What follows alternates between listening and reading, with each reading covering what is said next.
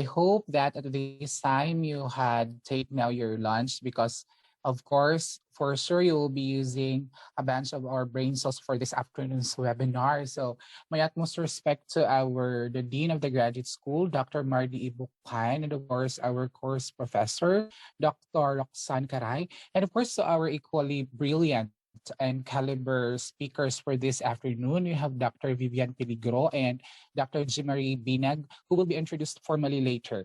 So under to the rest of the participants and the PhD Science Education students who are hosting for this webinar.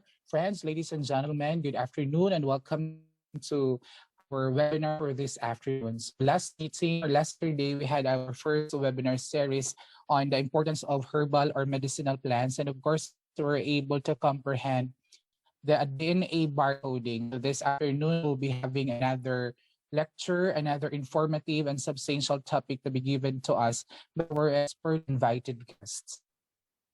At this time, let's remain still and put ourselves in the holy presence of the Lord as we seek the divine providence and intervention of our mighty God through a prayer via audio-visual presentation.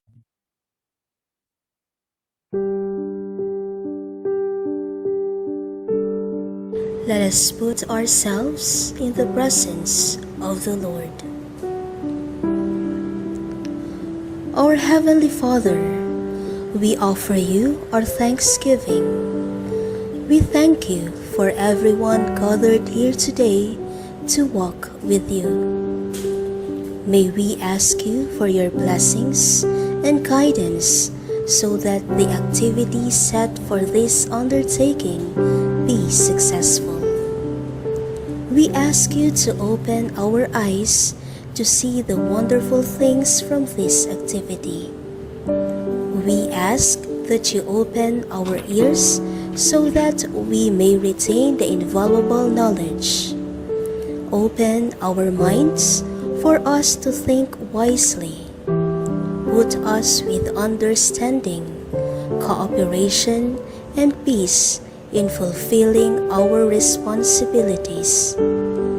Open our hearts so that we may receive your everlasting love, and open our spirit so that we may know that you are with us all throughout the day.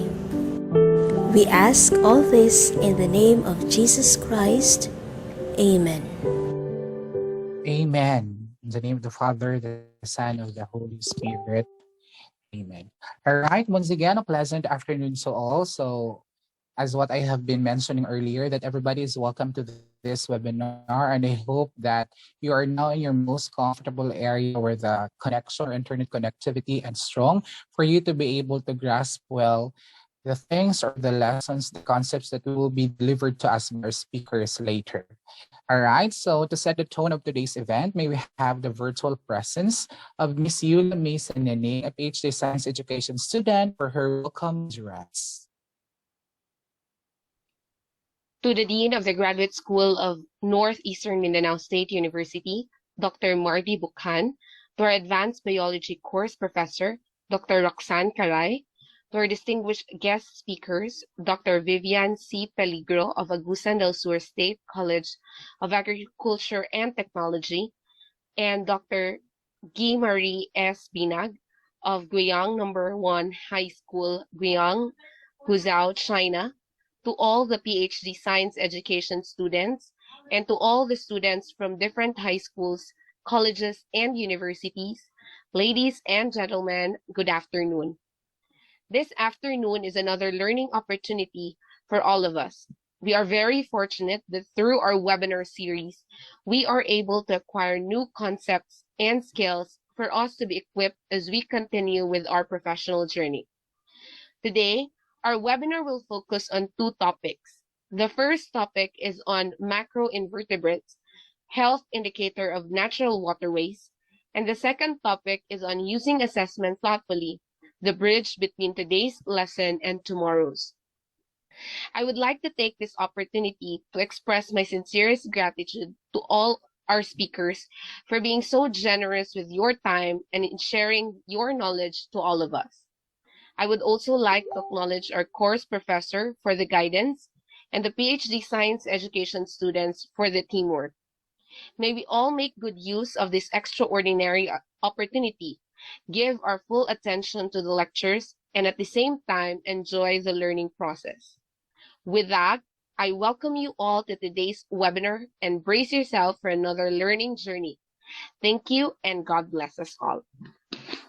Thank you very much. Once again, that was Miss Yula Mesa Nining. Thank you very much, Ma'am Yula, for that heartwarming and welcome address. So indeed, you're right when you mentioned that our speakers for this afternoon are very generous for sharing their time, and we're very much grateful for that, for sharing their time with us. So for this afternoon, I believe our webinar this afternoon is attended with different participants coming from different universities and colleges that we have invited.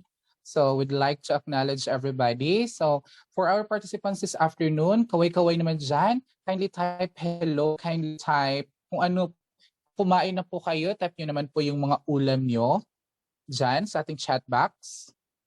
I'm trying to read here. Or since it's 12:03, the others are still not eating, so I'd like to request you to chat at least, how are you feeling this afternoon? Hi, I'm Josephine here. May nagsabi dito na hi, may nagsabi na hello. And of course, if it's not too much to ask, I'd like to request everybody to have at least their name, type your name, and then underscore your affiliation or your agency that you are connected.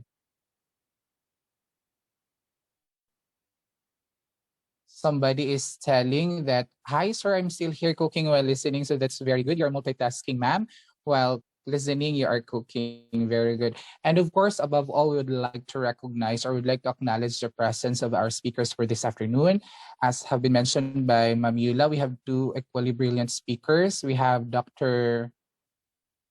Jim Marie Espinag, and of course, our first speaker would be Dr. Vivian Peligro. So others are feeling great. So thank you very much. Thank you very much for your participation and for telling us how you're feeling this afternoon. So for quite a long time, the conduct of online training and webinars has become part of the new normal. However, some are well versed with the do's and don'ts and observance of webinars protocol. On the other hand, others need to be reminded once more of the etiquette of attending online training like what we have today. This time, let us be oriented about the things that we need to adhere to in order to have a smooth sailing webinar by listening and watching to Sir Ronel's video presentation.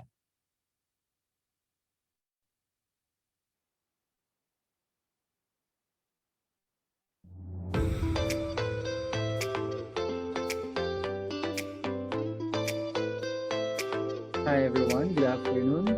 This is Renel Sineneng from PhD Science Education. Before we proceed with our webinar proper, allow me to present our house rules for this afternoon.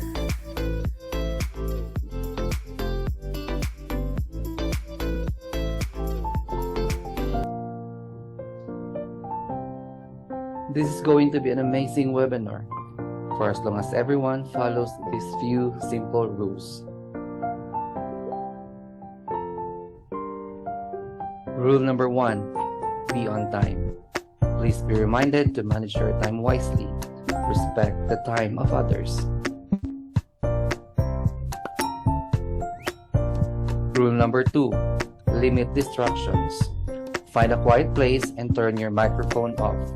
If you'd like to speak, press the raise hand button so the speaker may notice you.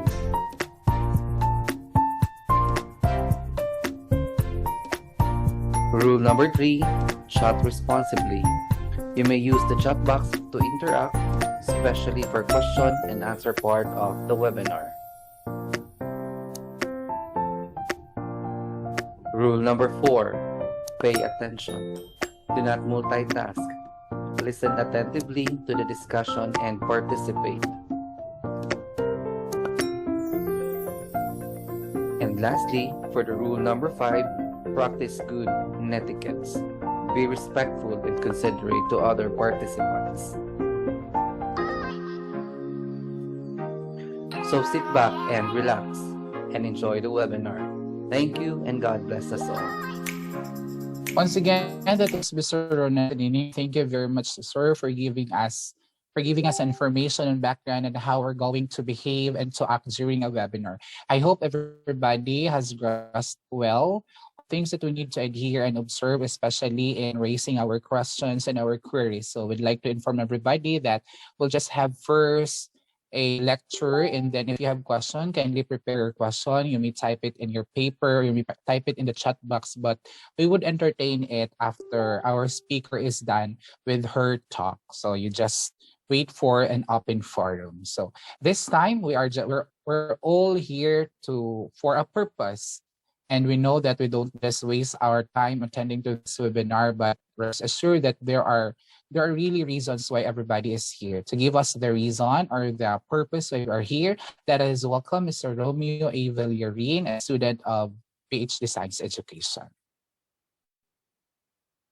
My due respect to our course professor, Dr. Roxanne Euphenia Caray, to our multi-awarded speakers, classmates in this PhD side program, headed by our class president, Sir Pat, and to all participants, good afternoon.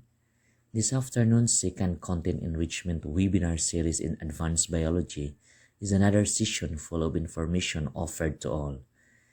The aquatic macroinvertebrate community is a crucial link in the food chain. Due to brief lifespans and very immobile nature, these organisms are often regarded as the greatest biological markers for stream quality. Their habitat has a direct bearing on their existence. The characteristics and significance of macroinvertebrates as important health indicators of natural waterways will be covered this afternoon by one of the speakers.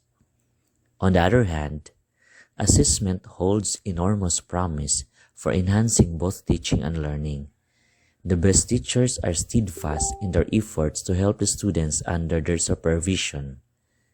Even the finest teachers will occasionally fall short of expectations because education is too complex to allow for perfection. The second topic of this session will be presented to you by one of the speakers to enlighten us on the significance of assessment as the link or causeway between today's lessons and tomorrow's. So, to all participants and everyone in this platform, be ready since you will be loaded with a lot of information from our equally brilliant, multi-awarded, and beautiful speakers for this afternoon's webinar. God bless and have a great Saturday afternoon, everyone. Thank you very much, Mr. Romeo A. Villarin, for giving us the purpose of being present this afternoon for this webinar. So I believe everybody is very excited to listen to another informative and substantial talk to be delivered to us by as mentioned by Ms. Romeo A. Villarin, our multi-awarded and beautiful speakers for this afternoon. Before we're going to proceed to a webinar proper, let's get to know who would be our first speaker. With that, let us welcome Ms. Mercy Joy Mendez.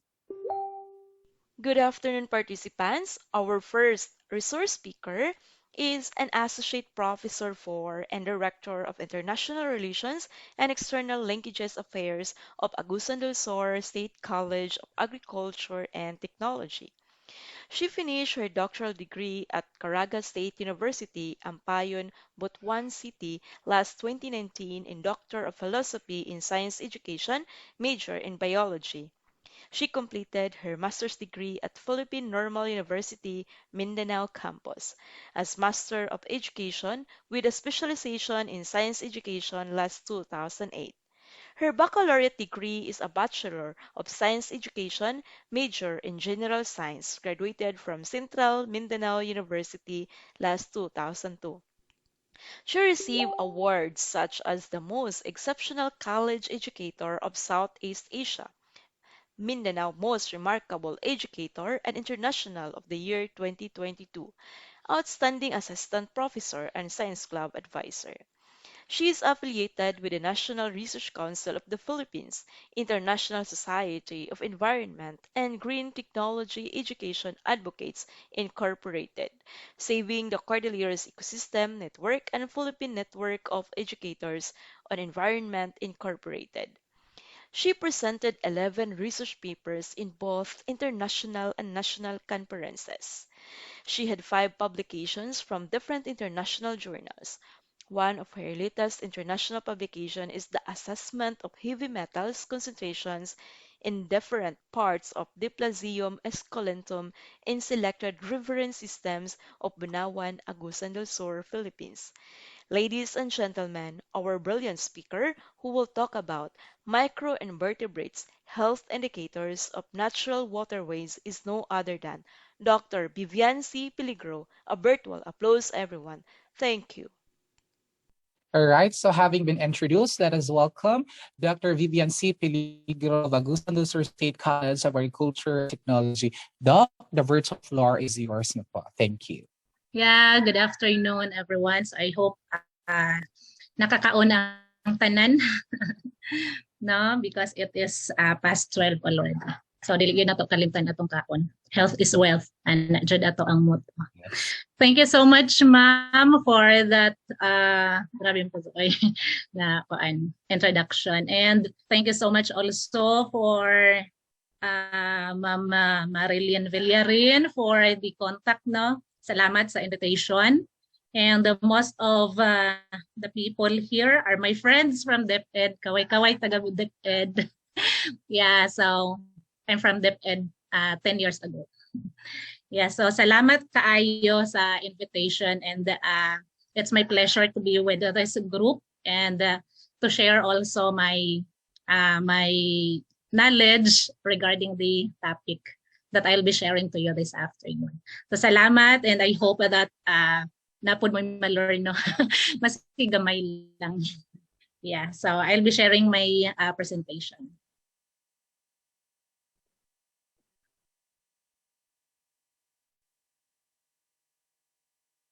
Okay. Kita na? Yes po, Doc, your screen is already presented on the screen. Okay. Thank you.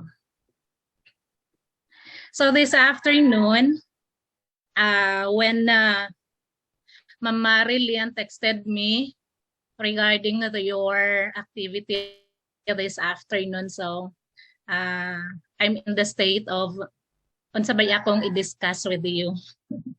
Since I do not know your syllabus, I don't know what's the content of it.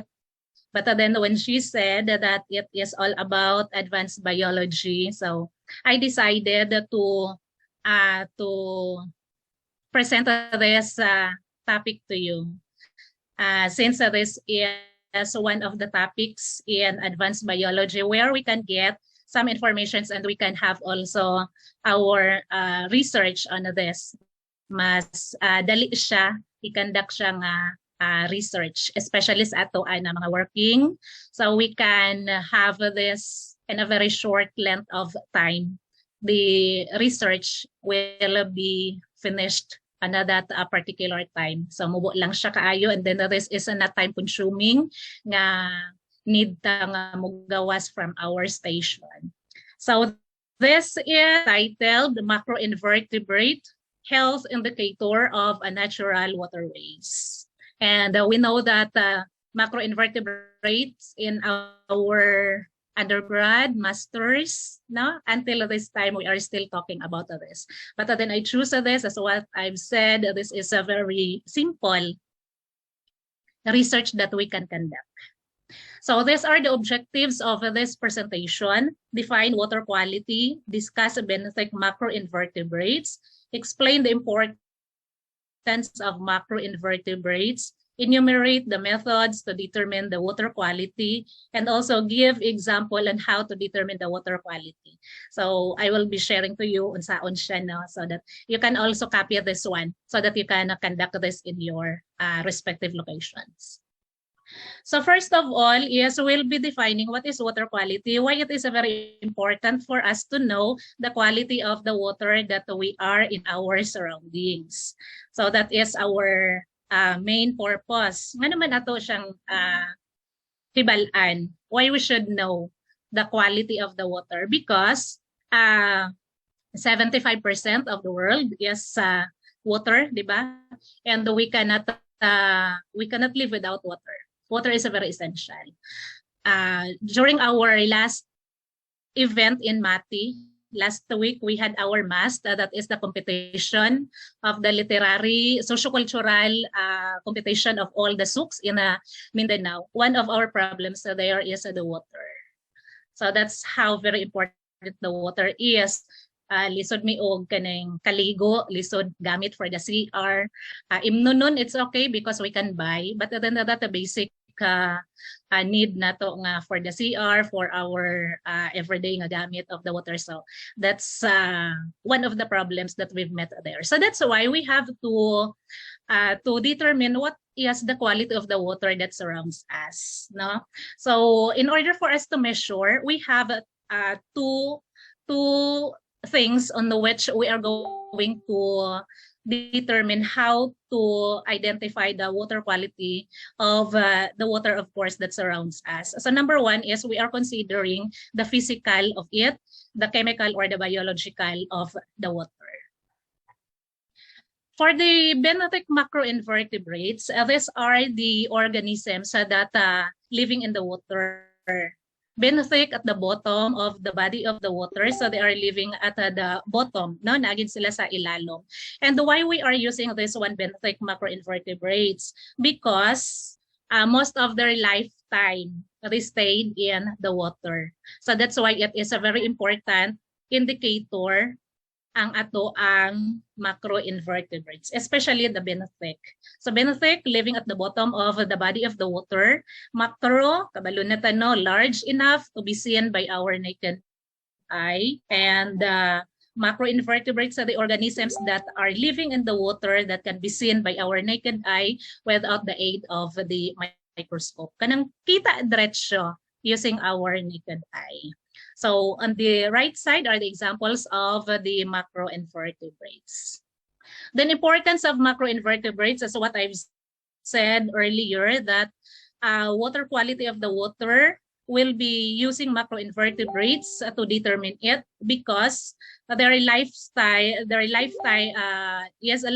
of these organisms are in the water. So naagid sila sa water water dwelling individuals. So their presence in large numbers tell us whether a stream is clean or polluted. So that's the time that we can say that the macroinvertebrates living in that particular body of water is diverse or not. So depending of the number of individuals and number of species that we can find in that particular body of water. So where do they live? So of course, they live at the bottom of the stream, attached to the rocks and attached to the plants. So that's why if we are going to have this as our research, we have to apply jobs to the bodies of water, so that those individuals that are living at the bottom of the streams, attached to the rocks and to the plants, will be moving out. And that's the time that we can capture them. So methods to determine the water quality of a stream. So we have different methods. So number one is the taxa groupings. In the taxa groupings, we have here 3 taxa. We have 3 groups here. Number one group is taxa 1. So this taxa 1, these are the organisms that are pollution sensitive. So it means that they will live only on the clean water. So these organisms cannot tolerate on the polluted water in the taxan. So pollution sensitive, so it means that they will be found and belong in good water quality. If we can see these organisms in the body of water, then we can say that that particular body of water has a good quality. Na kani sila nga mga organisms, mayflies, caddis flies, stoneflies, and other organisms that belong to these orders. So these are the indicators that the water that we have in our surrounding is good. No, pollution-free siya. Nga na siya. So that is the taxa 1.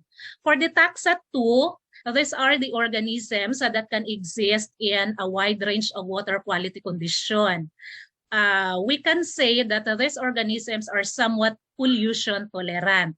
Pwede sila ma-tolerate sila, but then not to the point that the water is a very bad na nga water, no? Grabe na siya ka-polluted. So wide range of water quality, moderate water quality. Ingana lang ang kuan niya. The type of the water quality that we have. So these are the examples of the organisms that belong to this taxa 2.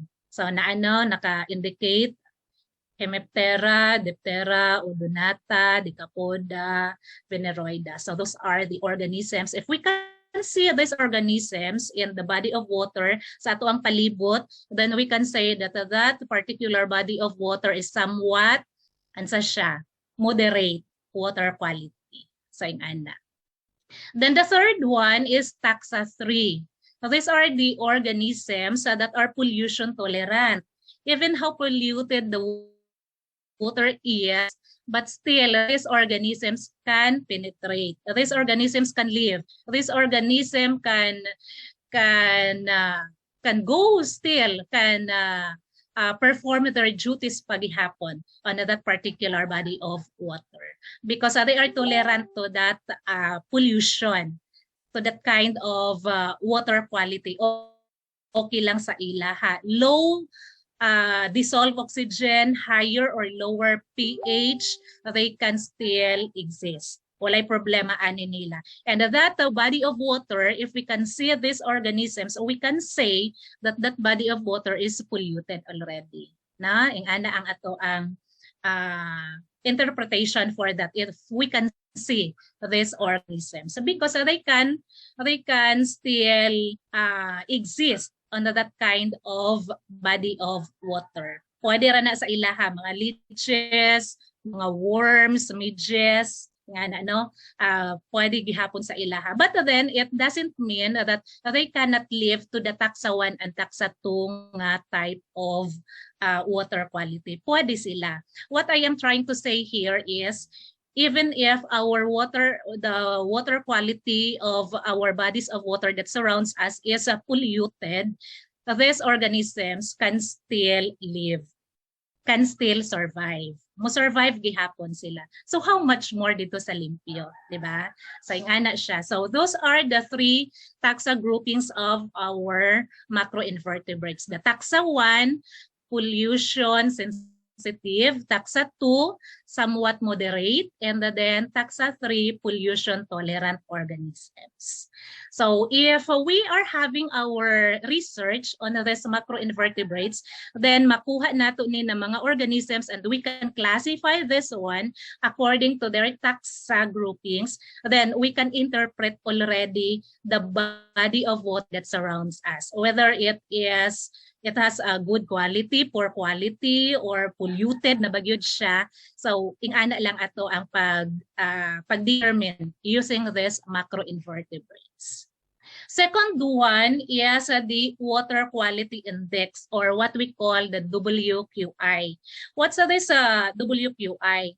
So here we will be using mathematics here, simple mathematics of course. The plus, the divide, ingana lang. No? Very simple. So what we are going to do here is that those organisms that we've collected, there is a corresponding score for that. Don't worry na, may mga scores. Different organisms has a different scores in the WQI. And then we will be dividing that by the total of species that will be scored. So say for example na atay 5 ka species, and then that species are scored differently. So those individual scores nila, i-total nato na, and then i-divide nato pila kabuk species that are scored.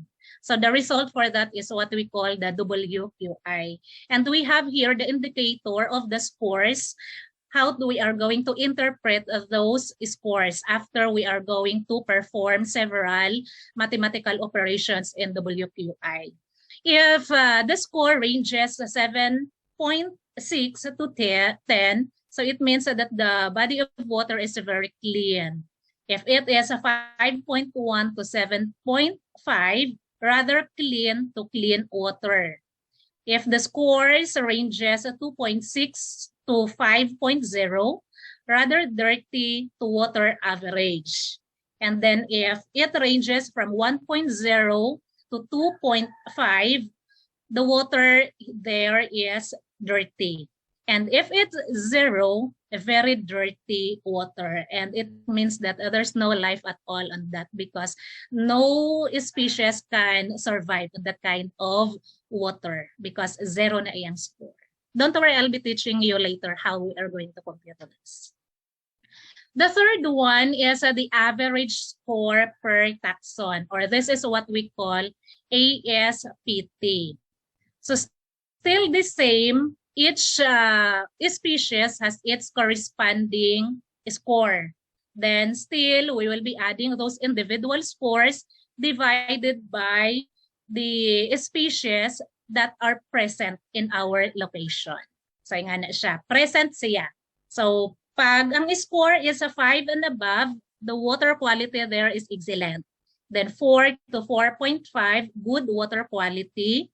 And then 3 to 3.5, moderate. And 2 to 2.5, poor water quality. And 1 to 1.5, very poor. So yung atong interpretation of the results of our computation. Okay, example. So we have here the example para mahibalan na to how to compute this one. Okay, so example, we have 5 species that were collected in our sampling area. So species 1, species 2, species 3, species 4, species 5. And number of individuals per species is indicated in the second column. So they have different number of individuals. And our aim here is to compute our WQI. Going back to the formula of the WQI, the sum that will be obtained for all scored species divided by the total of species that will be scored. Okay, so example here, species 1, I just use these numbers, do not be confined with these numbers only. Because as what I've said earlier, each species has its corresponding score in WQI and ASPT. Pwede rin na to na siya ma-search. Nga mo ingon ta nga, si Mayfly example, ang score niya for WQI is 6. Then score niya for ASPT is 5. Ingana na constant na siya. Then we cannot change that one because that is already the scoring of the different species for the macroinvertebrates based on the study of the different scientists, of course. So example lang nato here. Species 1, score niya for WQI is 3, species 2 10, species 3 5, species 4 is 2, and then species 5 is 0.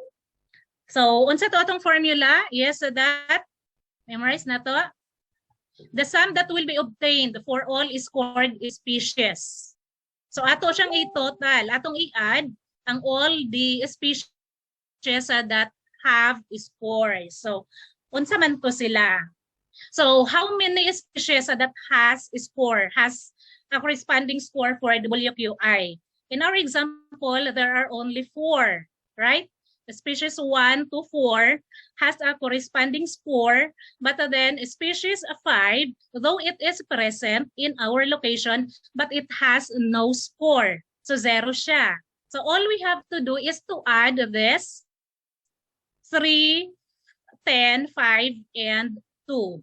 So what's the answer here? What's the total for the WQI? Anybody from the group? I guess 20. 20. 20 po. Okay, so that's Yes, correct, po. no? So 20, the total is 20. How about the number of individuals that we have? Pila ang number of individuals? 21. 5. 20? 1. 21. Okay, 21. So that's correct, no? 21. Total number of individuals is 21. Total of WQI is 20. And then, di ba, we add this already, the scores, we add this score, and then divided by the total of species that will be scored. That will be scored. So it means nga, in this example, there are 5 species present our location, but there are only 4 that has a score, right? So 4 lang siya. So that 20 na total nato will be divided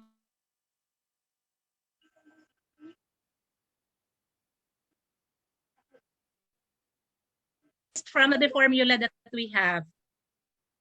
I-divide daw siya sa species that has score. Sa pila siya. How many individuals that has a score?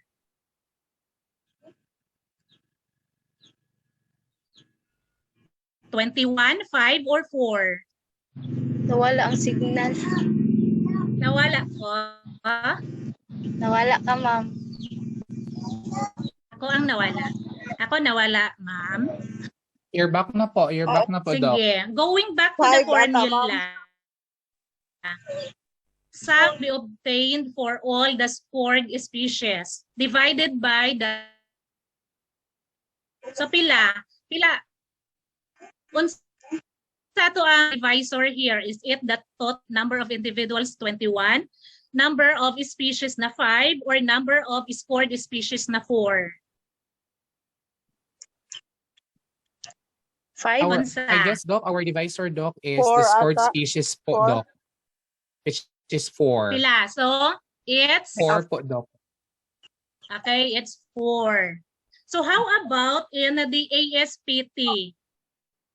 I just use the same number in order for you to determine nga lahi gyud ay sa ASPT and the WQI, no? I'm just using the same number, the same scoring for WQI and ASPT for you to determine that the operations or the numbers, the divisors that we are going to use is different from WQI and ASPT.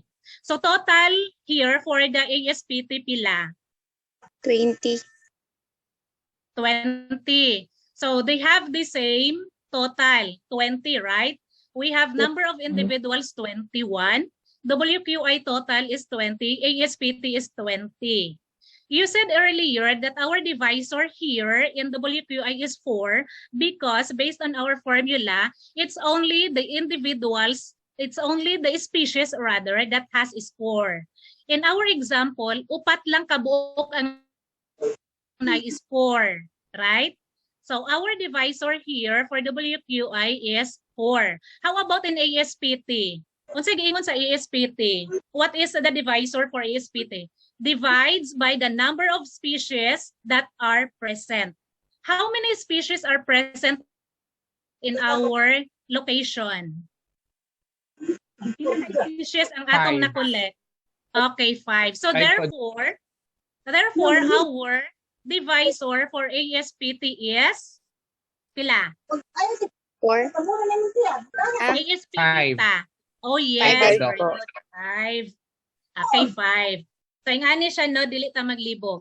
WQI, ang atong divisor are the number of species that has a score. No, naalag score.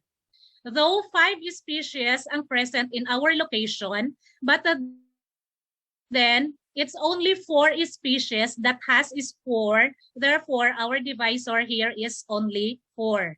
Wala may score sa species sa 5. Though present siya in our location, kay naa siya 2 nga na-collect na to, but then in the WQI, wala siya score, 0 iyang score, so therefore, we will not include this as our divisor.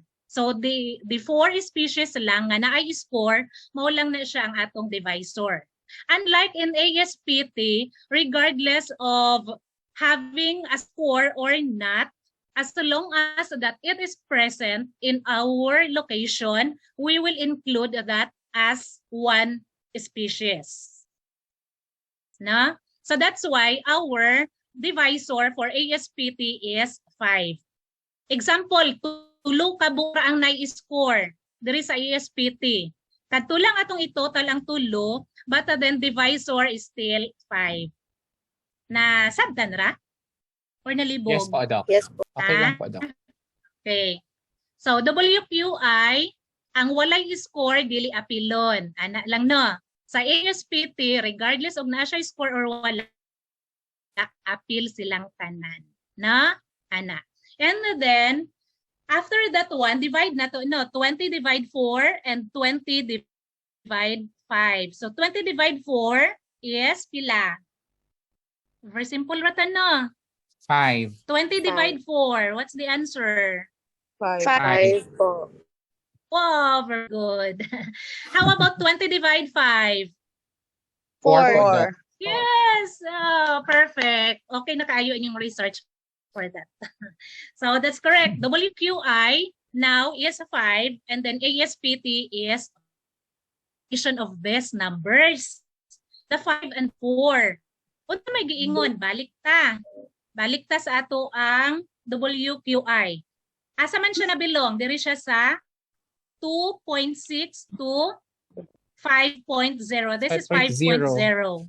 So, Rather asa dirty siya? water Rather average. dirty water average. average. Yeah, so that's the indication. That's the interpretation rather of our data. And the second one, I know, hala sa 4 data WQI. So 4 ta WQI. Okay, still here in this range, no? Rather dirty to water average because 4 siya. It still belong to this range. How about our ASPT nga? ASPT na to is 4. Unsay giingon sa ASPT nga 4? So here, so good water quality. So 4 to 4.5, good water quality. So that's how we are going to interpret our data. So ingani ra dayon ang atong computation. So that's how easy using WQI and ASPT as our indicator of the water quality, aside from the macroinvertebrates taxa groupings. If we are going to use this 3, tulo naman ta. Taxa groupings, WQI and ASPT, okay na kayo itong study for that. Pero dili lang ta kampante for that 3 because there are other journals nga mangita pag other implications of our result. So we will be using another indicator, and this is what we call the physicochemical parameters. The physical aspect of our water. We can use a direct method here, and we can also use the laboratory experiment for this, laboratory procedure, where we will get 1 liter of water from our sample and then bring that to the laboratory and then test nato of the different physicochemical parameters. Ang isa pod is direct method. When we say direct method, we will be bringing a portable a device for us to get the water quality of our sample. Dito na nato ihumol ang ato ang device. Mura lang siya og kaning na siya stick, probe, na siya probe, submerge siya to the water and then naa dayon reading mo gawas from that device. So mas dali siya and then mas accurate ang reading because direct ang atong pagkuha sa ato ang reading because we just submerge that device and then nadayoy automatic result nga mo gawas. Unlike if we are going to bring our sample to the laboratory, of course, there are other factors that we are going to consider. The number of hours that we've traveled from our sampling area to the laboratory, and then the container, of course, dapat siya kani na glass so that light cannot pass through on it because it will be affected already ang ato ang data if we are using the clear containers for that. And then naalang siya number of hours nga pwede. So the moment that we are going to get our sample, di padayon na maadto nato sa laboratory, we can put that inside the refrigerator. Then of course labelan lang nato no nga sample nato because mainom unya sa atong mga kauban labi na sa laboratory. So careful lang po ta in labeling our sample. So what are those physico-chemical parameters? Actually daghan. But then if you are using these parameters, okay na siya, no? Mapwede na ato ang data. Conductivity, pH, temperature, total dissolved solids or the TDS, and then the dissolved oxygen. Dissolved oxygen is very important. Mawala na ning uban diha basta si dissolved oxygen lang present, okay na kaayo ato ang data, no? Aside sa kaning naani tuod ning uban nga mga data but then DO is kaayo ato ang data. So DO is a very important in the physico-chemical parameter. So that is the parameter that we are going to get good sa tanan nato nga mga samples para mo justify sa result nato in the WQI and ASPT and the taxa groupings. Okay, next is the riparian channel environmental inventory. So unsa ni siya? This is a list of the different components to be assessed sa ato ang area. So naay 16 characteristics and then these 16 characteristics are subdivided into different situations or statements where we are going to rate our location. So atong buhaton here is that we just measure 100 meters from station 1. Say for example, we have 3 stations. That's the minimum. 3 stations. We name that as the upstream and downstream.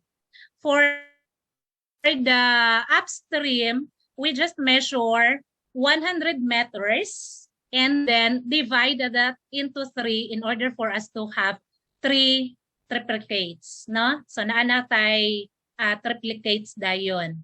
So on that length, we are going to observe the physical aspect of our location. So example,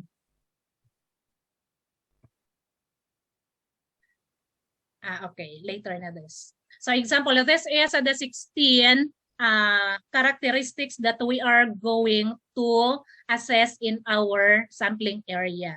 Land use, no? Sa land use, naa siya score. We are the one who will decide and who will critique and who will observe our area. Say for example, our area is undisturbed, consisting of forest and or natural wetlands. So of course, ang score ibutang dito sa atong area is a 30, no? Ingana, depende sa atong pag-assess sa atong environment, sa atong area. So we must be observant enough. Dili lang tano. We have to be keen observer sa ato ang sampling area. And then next is width of riparian zone from stream edge to field. So i-measure natin na siya, no? And then we are the one who can determine the score of our area. Example, mo ni siya, no? Marshy or woody riparian zone, 1 to 5 meters. Ang width sa atuang from the edge of the stream to the field, 5 meters. So ang score nato ano sa atong area is only 5. Same also with the other components sa vegetation, sa physical structure niya, and so on. We are the one who will write the score and who will rate our area. And after that one, ato ada yung i-add, no? I-add nato ang scores from the 16 components. I-add nato pila ang total. Perfect score is 360. Muna siya ang ato ang perfect score. So what's this indicates? Ang ato ang mga score. So if we have the score 293 to 360, it means that our area is excellent. Our sampling area nga napili is excellent. Unsay pasabot dayon? Biomonitoring and protection of existing status. So mo itong recommendation na we have to protect because our area is a very excellent, di ba? Maayo kayo atong area. So we have to protect that one and we have to monitor from time to time. Kay basin baya nga this time excellent siya but then on the next time after 5 months or after a month nga atong gi-visit is dili na pod siya ing ana. So we have to monitor. We have to monitor frequently in order for us to know the status of our sampling area. And if the score ranges from 224 to 292, very good. Selected alterations and monitoring for changes. So naghapoy monitoring. Then 154 to 223, good ang ato ang environment. Minor alterations needed. Mo na atong recommendation. And then if the score ranges from 86 to 153, fair.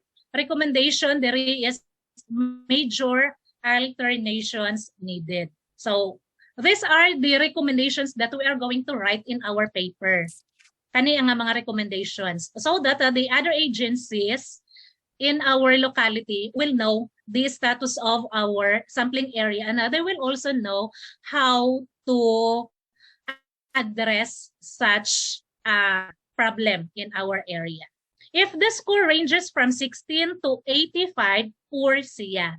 So complete structural reorganizations. This is a wake-up call, especially sa ato ang DNR, may anak gani nga mga kuan nato ng mga agency nga involved in the environment. So this after having this research, of course we can formulate policy to this body of group of people, a specific agency that will address this concern. So pwede na dayon nato i-report dito sa ilaha. Then that's the time that they will monitor from time to time na dayon and then they will be the one to give us some instructions on how to mitigate and how to address us problem met in our sampling area. Okay. So in the study that I've conducted in Hibong River, kabaluman ta dapit dapit ang Hibong River, especially taga Agusan, agianan gyud na permi sa taga PNU, no? So good site siya. Actually, this is one of the tourist spots in Prosperidad, the Hibong River. So I conducted my study there using the macroinvertebrates. So, in conducting this study, ingana atong buhaton. So, naatay dipnet na atong gamit. So, this is the one that will collect and catch the macroinvertebrates after having kick or disturb the water. Kay sometimes na, di ba, you have seen na ay mga stones sa kilid, na ay mga plants sa kilid, other organisms are attached to this. No? That's why we have to disturb. We have to disturb them, get them, so that we will have a data and we can interpret what kind of water quality they are living. So, ingana ato ang pag-collect sa ato ang organism. So this is the result of the research that I've conducted in the Hibong River. Of course, naagid siya different taxa. Natay makita different taxa and we are going to identify those organisms asa sila na belong na taxa based on the one that I've discussed earlier. And of course, you can search on the internet for the additional additional species belong to the different taxa level. Kaya na siya available sa internet, makita lang nato din. Our main concern here is how we are going to identify that species, how to name that species, how to ID those species. of course, we need experts for that. If we are not capable of knowing that one, then we will ask for the help of the experts. Daghan mag mga experts sa mga state universities, and that they are willing to help for you para ma-identify na siya nga mga species. So that in that case, if you had already the ID of that species, it is easy for you to determine the taxa grouping of that particular case. Na? Nga na siya. And then the WQI and ASPT of a certain area in Hibong River is presented here. And of course, the macroinvertebrates and the physicochemical parameters. So naa siya. So in this study, I used the direct method wherein I have the device and then diretso lang submerged to the water the reading of it. So mas reliable siya compared to bringing it to the laboratory. But then if wala gyud tay ing ana nga device, we can go to the laboratory. As long as we are following the protocol. Kay para dili lang pud kaayo layo ang kuan nato data nga makuha sa ato ang sampling area. And then for the diversity, of course, we have what we call this one, a software in order for us to get the diversity indices of our collected macroinvertebrates. Kay kung mag-compute pa ta na patoy mga square root is no nga natoy submission of the Chorvanes ana siya, so kuana siya hassle in our part wherein we have the software naman. We call that the past. Actually, we can download that from the internet, the past software. Kanang na ay snail nga picture mo na siya ang past nga software. We are going to input lang our data, isa lang ka-click, mugawas na dayon ning tanan nga mga indices. So what does it ang ato ang mga data nga nakun? So here in my research conducted in Hibong, taxa, the S taxa, no? Unsa pasabot, we have 10 in the stream, then 8 and 8 also in the downstream, midstream. So what does it mean? So it means that I've collected 10 species in upstream and 8 species from midstream, downstream. But then the number of individuals kay maglahi-lahi man. Kay example, species 1 na pulo, species 2, 3, nga na. So that's why individuals will vary. So mas daghan ang individuals that I've collected in the midstream compared to the upstream and the downstream. By the way, in my study kung nakatuod ta sa Hibong River, especially sa mga nakatuod, my upstream here is in the falls area. Kanang may falls area, Dinaba Falls, diha dapit ang upstream. And then my midstream is the center nga naa dinha ang ato ang bridge and the PNU where it located naa ang dam. So that's my midstream para lang ma-picture out ninyo nga asa ko dapit nang ulikta. And downstream is dito na dapit sa slaughter area. So dito na ang kuan unsa pa ni? Ako ang downstream. For a while ha kay murag kalubaton ako ang laptop.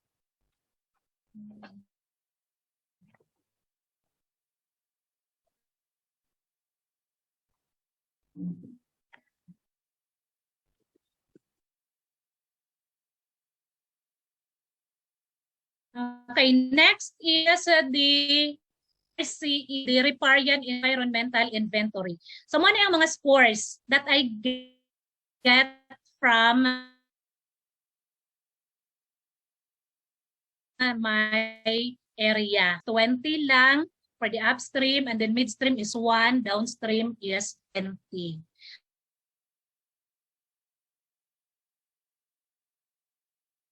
So why have this scoring? Because I assess the riparia vegetation dito kanang mga trees gani is intact pa compare sa midstream nato. Midstream is di ba wala na gyud na diha kaayo sa tulay and also in the dam and PNU area. So if we have noticed wala na gyud na kaayo mga trees diha. And then downstream also intact ang iyang vegetation dito na sa slaughter dakit wherein na koy mga balay-balay siya. So this is what I am telling you earlier that we are the one who will decide for the score of our area. Kita ang mag-decide. No, kay makita man nato how we are going to assess our area. Then we can have our score. So my total for the upstream is 265. For the midstream is 89.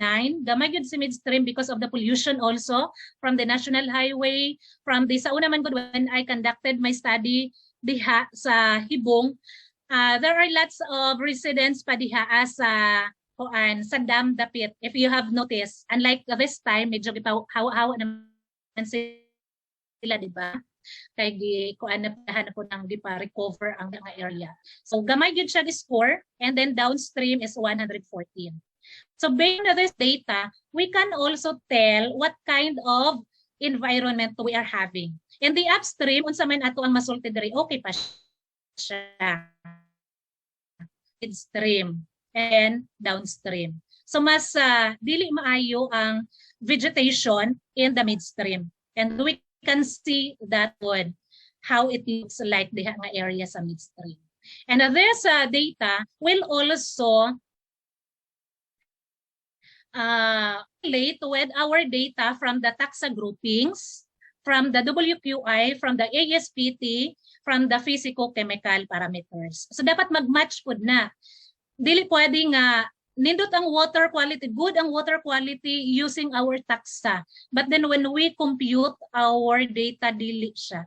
So there's something wrong in our identification of our species. So dili siya dapat mag-match gid na sila. Dili pwedeng good water quality si taxa, and then when we have our physico-chemical parameters, dili na siya good. So there's something wrong with our pure. There's something with the identification of our species. So we must be careful in identifying our species so that the data that we've collected from all the indicators that we will be using to determine the water quality of our sampling area will be the same. So dili magsinumbagay. Nga good siya sa isa ka indicator and then sa PICAS lagi kay poor. So dili siya pwede. Now, we'll go back to our data that we've collected. Rename or we ask, that's what I said earlier, that we will ask the guidance and the help of the in identifying our macroinvertebrates. So that's it.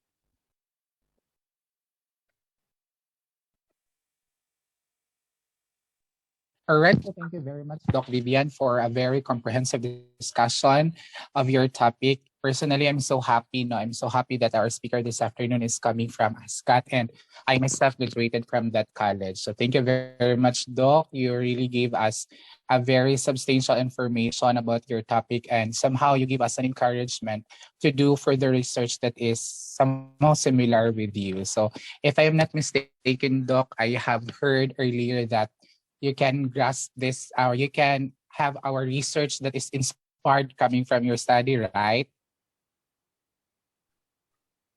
Yes, Doc. That's too generous. Yes, of course. Yes, that's why I choose this topic to be discussed to you because it's a very easy to conduct yun siya.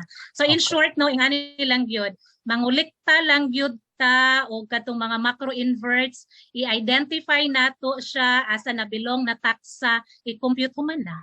Ana lang siya kadali. Okay. No?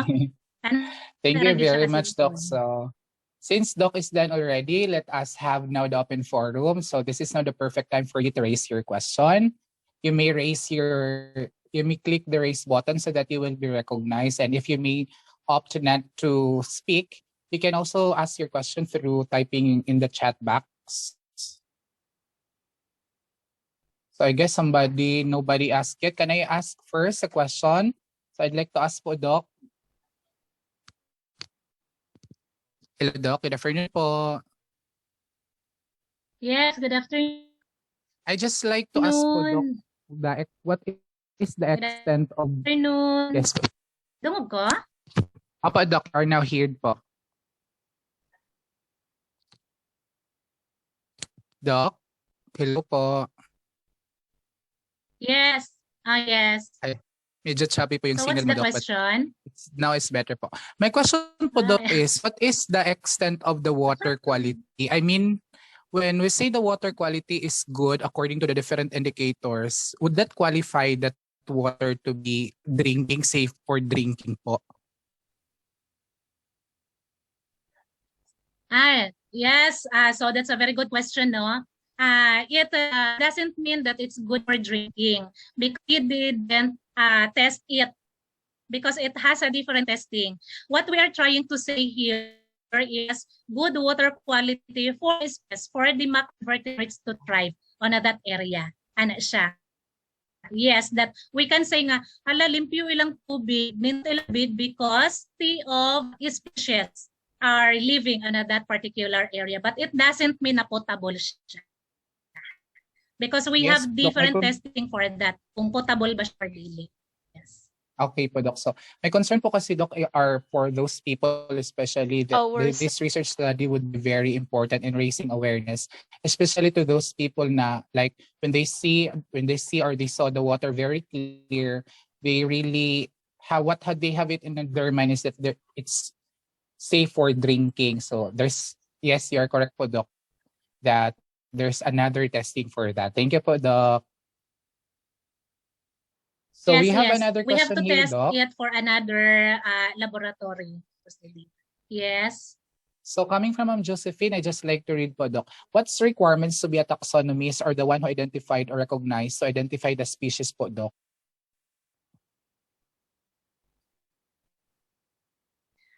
Requirements to be a taxonomist or the one who identified or recognized.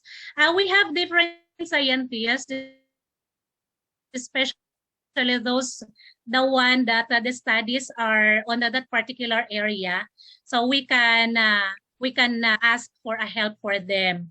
We know the fact that the moment that we have species and then most of their species are aligned at the field nga na gyud pero ilang study, then we can determine na those individuals are have the key for identifying our species for that. Okay Because po, thank you po, Doc. it is a really research based. Dili man lang na we enroll for a taxonomy subject, then after that one taxonomist na dayon tanaw. So dili lang pod siya. Research based siya in the sense that all or most of the research conducted by that particular individual is on that field. So we can say that iya gyud ng forte. She know or he knows that very well. Then we can ask for a help for that individual. Okay po, Doc. Thank you po, Doc. I guess somebody is raising. Our course professor is raising her hand po. I'd like to recognize, yes, Doc Roxanne Caray. Yes, good afternoon po, Doc. Doc Vivian, thank you for accepting our request no, regarding the content webinar that we really planned for our group. Doc, just a question po regarding the riparian channel and environmental inventory. Are there problems you encounter like, di ba, Doc, it is an objective type, meaning it is your own assessment. Did you within your midstream, upstream, and downstream, did you experience po of something na you are confused with the ratings? Individual lang po ba yun, Doc? Isang person lang po ba mag-assess or do you ask at least 3 who will really consider nga the score is really 30 points? Parang ganun, Doc. Thank you po. Yes. Thank you, ma'am. Yeah, so that's a very good question, no? Because that is a very subjective, no? Very subjective good siya in the sense na we are the one who will rate our area. So since you are conducting the study, of course, you can ask somebody also, because you cannot conduct alone man lang pod. You have your companions with you, and then you can ask them also to rate, and then you can have you brainstorm with that particular area, labi na in the area na you have different ratings, then you will go back. Nganong ingani akong rating? Ngano di ay? Go back to the criteria. Why you choose that particular rating. So nga na ma'am, you can ask a help from your companion in scoring that particular area of this study po. Okay. Thank you, Doc. Usually, Doc, how many, ano po, yung the one will rate po? At least 3, Doc, no? Because that is the usual one when you do parang subjective assessment po, no? Yeah, that's Okay. correct. That's correct. Thank you, Doc. At least a 3. Yeah, at least a 3. Okay. Thank you, Doc. Thank you po, Doc and Doc Roxanne. So I guess there's another question here, Doc Vivian, from Mr. Jason Pawaon. Hello, Doc. In collecting sample po for species identification, shall we use quadrats? As what I've said earlier, in our because the minimum is a 3 sampling areas, right? That's the minimum. That we have the upstream, we have the midstream, and we have the downstream. And we are going to measure our area. Yes, our area. So our area, the minimum is 100 meters for each station. Minimum is 100 meters from downstream, and it depends to how. Say for example, no, from point 1 na to, that is our upstream. We will measure 100 meters. So that is part of our upstream. So diha nga area na to kuhaan ang ato ang triplicates pod. So divide that into 3. So naa sila 33 something nga meters. So that's our upstream 1, upstream 2, then upstream 3. So same also with the midstream. Kay mulakaw na tayo mong midstream. Because before you will identify your upstream, midstream, and downstream, you have to get the profile of your area. Unsa kadako akong area? Unsa kadako di ay siya? Unsa kataas ng area nga akang istadihan? May example kilometer na siya. So of course, you have to decide on yourself nga asa dapit ang ako ang upstream, asa akong midstream, asa akong downstream in that 1 kilometer. So 1 kilometer na to, half na to is 500. So in that area, diha pod na to kuhaon ang ato ang midstream. So dito sa 0 to 400 mo na ato ang upstream, ano, at kay 1,000 no, 1,000 man siya, so 300 plus mo na ato ang part of our upstream, and then the next measurement for that is our midstream, and then dito na dayon sa last mo na to ato ang e-stream.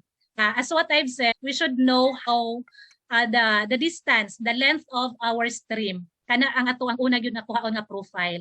Kay para dili siya mabias kay for example 7 kilometers unya ang atong gikuha is only 100 meters. So bias pud ta sa iya ha. Na sa ato ang area.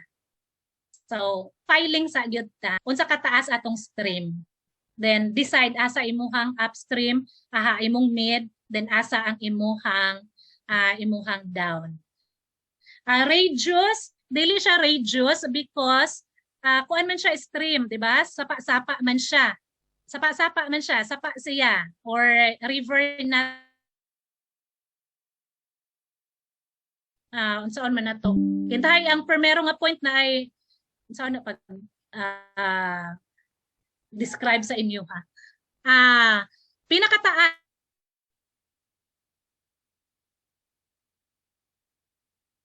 na sa say for example katong hangtod sa kanang basta diha dapit sa tulay padulong diha sa PNU kanang sa dam. Muna akong midstream. So kana akong gikuhaan na siya og 100 meters, nagkuha ko og 100 meters ana, diha ako nagreplicate. Diha siya. And then apil pud sa iyang atbang. Kuhaon pud nato ang sa atbang ana niya kay river man siya. So duha man na iyang river banks, di ba? Kay stream man ta river man. So dili siya radius ang atong kuhaon. It's the length niya. So kung nag-measure ka gikan anang tulay, asa man ang 100 meters ana niya kutob.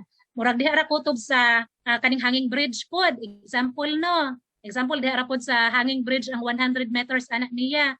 So ang both sides atong kuhaan og samples. Ang both sides atong i-assess pod sa ato ang RCE. It's not the radius. No, it's not the radius. Okay po, Doc. I guess the question is addressed. So here's another question po, Doc, from Mr. Jovero Jr. of NEMSU Bislig. Doc Vivian, may question po. Sa macro species, mas marami po bang beneficial kumpara sa pest? Again? I'm just reading po, Doc, the question. Your question is, Doc Vivian, may question po. Sa macro species, mas marami po bang beneficial kumpara sa pest? Beneficial in what sense? Hello, Miss Jovero. You can open your microphone po, ma'am, so that you can clarify your question po with our speaker. Sa ano pong aspect po, ma'am? Sir? Ma'am or sir? Beneficial species. What does it mean na when you say beneficial species, mapakinabangan natin? Ganon? Is that what you are telling? Mapakinabangan? Beneficial siya in the sense that this is really the major indicator of the water quality of the bodies of water. So yun talaga ang major niya na benefit sa atin. Because after knowing that those are the macroinvertebrates present in our area, then we can automatically identify or determine the water quality of the water that surrounds us. So that's the beneficial that it brings to us. Pest, iba din yung sa pest, no? Iba din ang beneficial ng pest. That's why I am asking in what particular aspect siya beneficial. So if talking about water quality, this macroinvertebrates is more beneficial compared with the pest. Ganon po. Because we're talking the water quality of the bodies of water that surrounds us. All right, so thank you po, Doc. I guess the question is addressed already. Somebody is raising a hand. Hello, Doc G. Good afternoon po. You are recognized po, Doc G. Good afternoon. Madungog ba ko? Yes po, Doc. Yes, Ma'am G. Hi. Hello, good afternoon. Ma'am Vivian, yeah, miss you.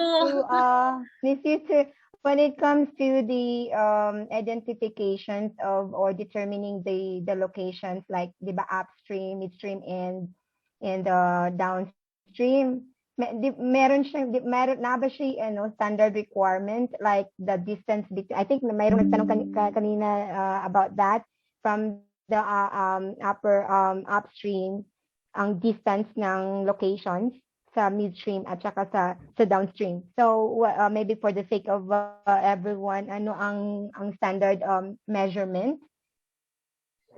That's what I said earlier, that the first and foremost, you have to get the profile of your area.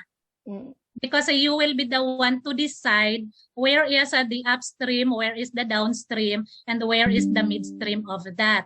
And then after knowing where is your upstream, midstream, and downstream based on the measurement of the profile of your area, that's the time that you will get the 100 meters. Only 100 meters, okay. Yeah, 100 meters. 100 meters, and then next to that na dayon siya. But as what I've said, if your area is dako gyud siya, no, example lang kay the Hibong River that I used here is only the Hibong River in the poblasyon. But talking about the Hibong River, it's a very big. Dako gyud na siya kaayo. Abot pa na siya dito sa napatoy sa Banghibong, di ba? Somewhere in Luag Talakugon, ang ingana area. siya nga area. So, mo na akong giingon nga, we have to get the profile of our area. So, if that's the case, so ang mahimo nato karon nga upstream is the population alone. Kana na itong makuha nga po nga upstream. And then ang midstream na dayon nato ahaman dayon na siya padulong Talakugon. So ingno nato nga Talakugon na pud atong midstream. So and then ang last niya example. Yes. Ang last dayon niyan example ang last sa Hibong is Loreto. Example lang no. Dito sa Loreto, so si Loreto na pud atong downstream. And then mag-triplicate man ta. So mukuha na pud ta og 100 meters diha kang tulo ka 100 meters na pud dayon atong kuhaon diha kang poblasyon. Nya another tulo ka 100 meters dito na pud kang kinsa to Talakugon. Nya another 100 meters tulo ka 100 meters dito na pud kang Loreto para na kay triplicates na dayon. Thank you. Thank Okay. you. Determine kung mauna atong upstream, mid, or down. Okay po. Thank you po, Doc Vivian. So I'm reading nothing from the chat box. No more questions. So to give you the chance, kindly type 1 po kung wala na pong mga katanungan because I believe Doc Vivian is still an important matter to attend to. So type 1 po kung wala na pong mga katanungan. Okay, no more questions. So thank you very much po, By Doc the way, Vivian. if you will Yes po, Doc. if you by the way, if you will be conducting this study, then you can ask me anytime. Yeah. Wow, that's very I'm willing to generous of you, help. Doc. Yes po, Doc. Yeah. Thank you very much. So with that, our section together with our course professor is very much grateful for your presence and expertise that you have shared to us this morning po, Doc. So as a sort of gratitude, allow me to give you the certificate of commendation. But before that, allow me to read to you the text of the certificate. Republic of the Philippines, Northeastern Mindanao State University, formerly Surigao del Sur State University. Certificate of Commendation is awarded to in grateful recognition and profound appreciation of her expertise and service as a resource speaker during the conduct of content enrichment webinar series in advanced biology, promoting excellence in research and innovation on November 12, 2022 via Zoom video teleconferencing given on the 22nd day of October 2022 at NEMSU Main Campus, Sandig City, Philippines, signed by our professor, Dr. Roxanne Icaray, and of course our Dean for Graduate School, Dr. Mardy A. Bukhan. Ladies and gentlemen, it is my honor to present to you the certificate of commendation which is awarded to Dr. Vivian C. Peligro. A virtual applause for Doc Vivian.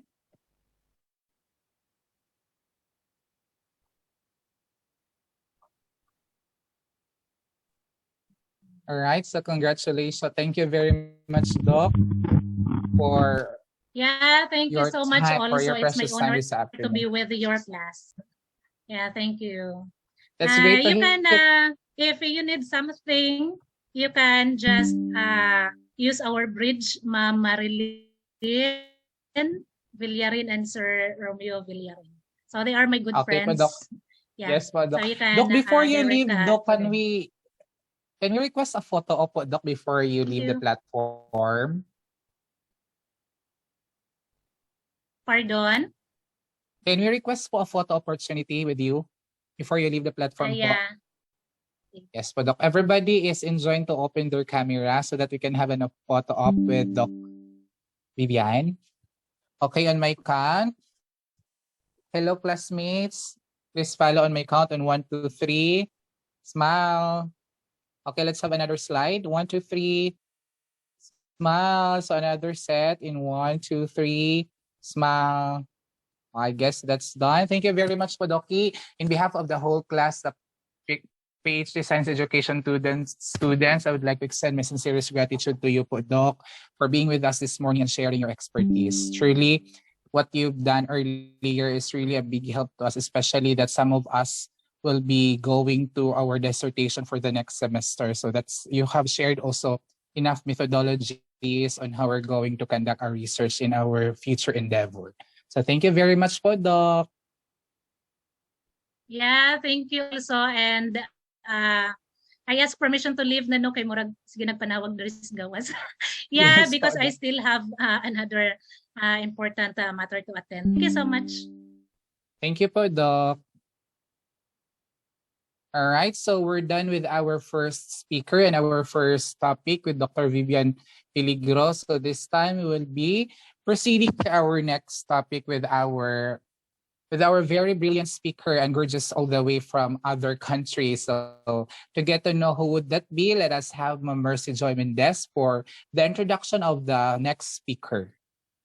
Our second resource speaker will discuss another interesting topic, which is using assessment thoughtfully, the bridge between today's lesson and tomorrow's. As a Doctor of Philosophy, major in Development Research Administration, and a Master's of Arts in Science Teaching, major in Biology. As of now, she is currently connected at Gaoyang Number 1 High School, Gaoyang, Gaoshao, China, which offers a Sino-Canadian program under the Department of Early Childhood and Education in Nova Scotia, Halifax, Canada, holding a permanent advanced teacher certificate too, as well as the license certificate in the Philippines. She has taught Science 10, Chemistry and Biology 11 and 12 for 8 years, and Physics 11 and 12 for 1 year, covering the required curriculum outcome of the Nova Scotia Department of Education. At the same time, initiated activities related to science, research, innovations, and inventions. She is also an editorial board member of the International Journal of Creative Research and Studies and Science and Research. She also served as a review panel member of different international journals and associations of scholarly editors. Currently, she received an award of Rising to the Challenge of Excellence in Education awardee in New York City, USA, United Federation of Film Educators. Her latest contribution was being a judge at International Science Fair and Engineering Fair Plant Science category 2019 in Phoenix, Arizona. She published some of her research work in an index journals like Thomson Reuters and Google Scholars. Her interests are mostly related to sciences and education. Her advocacy is to help the new generation to do research that could help solve the problems in society by giving a lecture, workshop, and seminars not only for students but also for teachers and professionals. Their participants are exceptional speaker Dr. Gay Marie is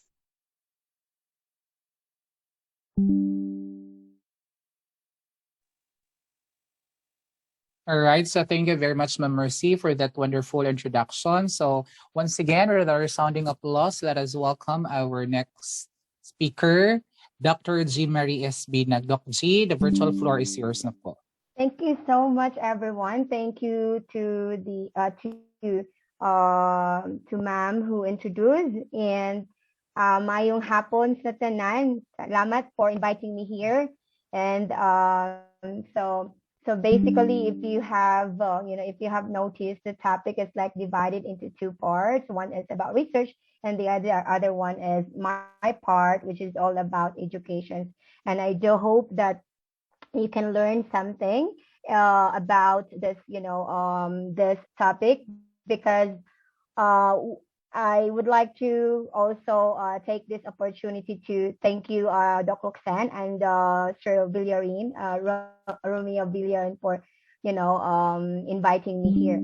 And so I know that this topic is not new to you guys, especially that it's all about assessment and in back home we always do different kinds of assessment.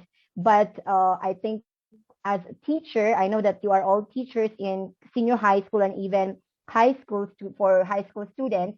We basically like sometimes neglect what is the role of formative, assessment because we are always focusing on the summative assessment. So So this afternoon, I will be sharing to you so let me just share my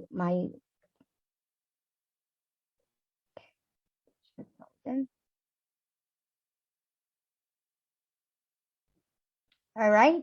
So ready na ba ang tanan? So twist tayo, shift tayo sa paradigm shift from research to education. But I would say that this is also very helpful because you can get some ideas for your action research later on.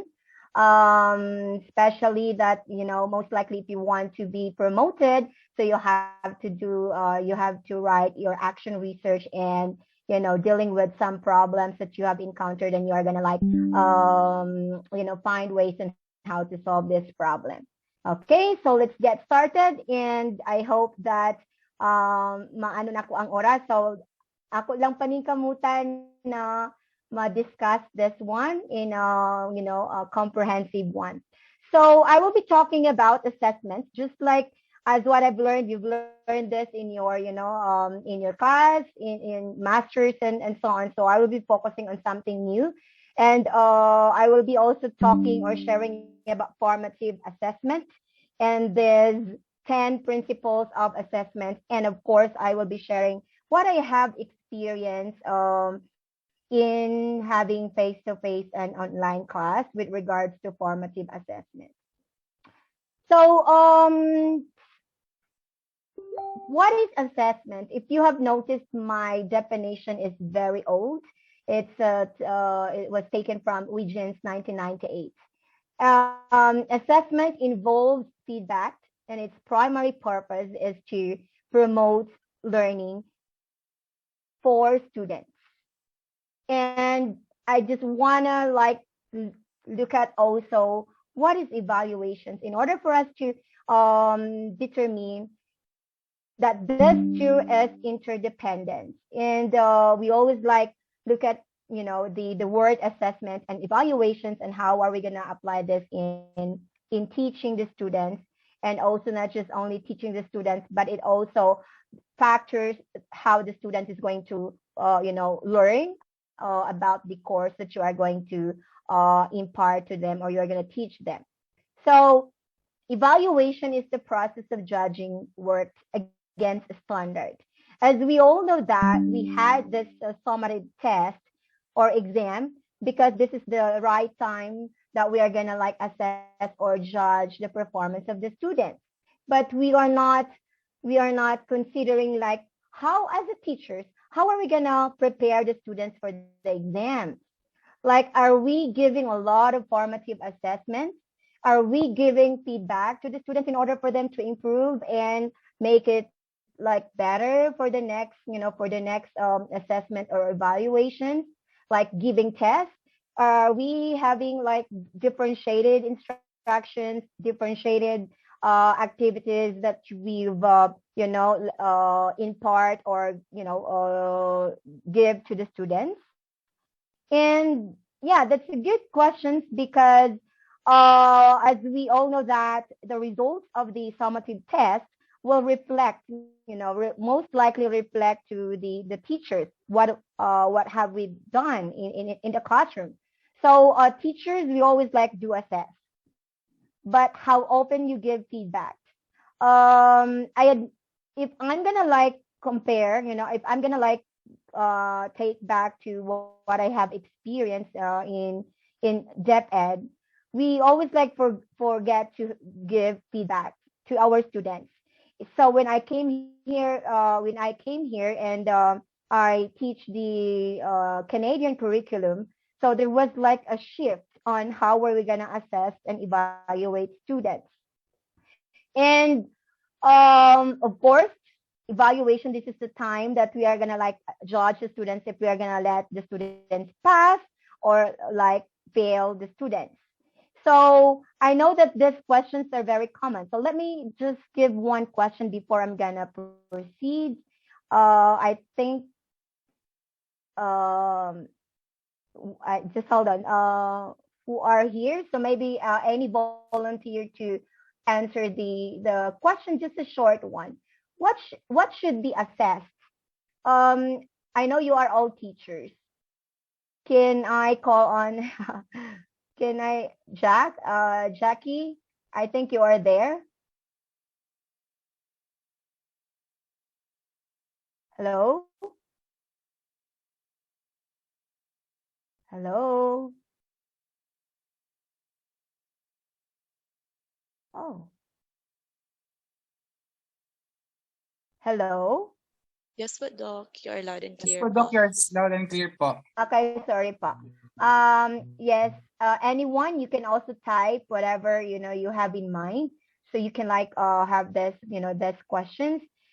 How should it be assessed and what should it be assessed and when should it be assessed and who should carry out the assessment. So is it only the teacher will do the assessment? Are we like involve students to assess their performance? So basically most of us are, we assess because we want to know if the students achieve the curriculum outcomes, the performance indicators, and they understand our lessons. And that is the most important thing there. But of course, as we all know that in doing that kind of assessment, like especially what I have mentioned a while back about the summative assessment. So most of us are always as teachers, so we are giving emphasis, we are have like, looking at this summative result of our students, but we most likely neglect the formative assessment. So based on this, definitions or concepts, that a formative assessment is actually need to identify what are the learning needs and traces each student's progress. And it carried out a constant basis and aims to support and stimulate and motivate to learn. Because sometimes teachers are, I'm doing, I am doing a right thing in my class. So every now and then when I'm gonna check, when I'm gonna like evaluate or um, check the results of the exams, why the students are getting low mark, like low grade. So that's a good questions that you have to, reflect. So because this formative assessments basically improve both teachings and, the learning process of the students. Because you always like look at the other side, that we are teaching the students because we have to support them. We have to impart knowledge, but not just only knowledge, because we all know that knowledge is actually the very low level of, learning in based on the Bloom's of taxonomy. And here comes when you are going to have your exams now, it caters, it covers the whole six skills under Bloom's taxonomy. So it's really hard for the students now to get the correct answers when you are not preparing the students in whatever formative assessment that you are going to apply in your class. So for this formative assessment, it is not just only giving like or the teacher can assess, but we can also do a peer assessment. In what way that we can do this? Like, I know you are familiar with rubrics, and most of the time, the rubric, only the teacher can mark that rubric, can assess the performance of the students during formative assessment.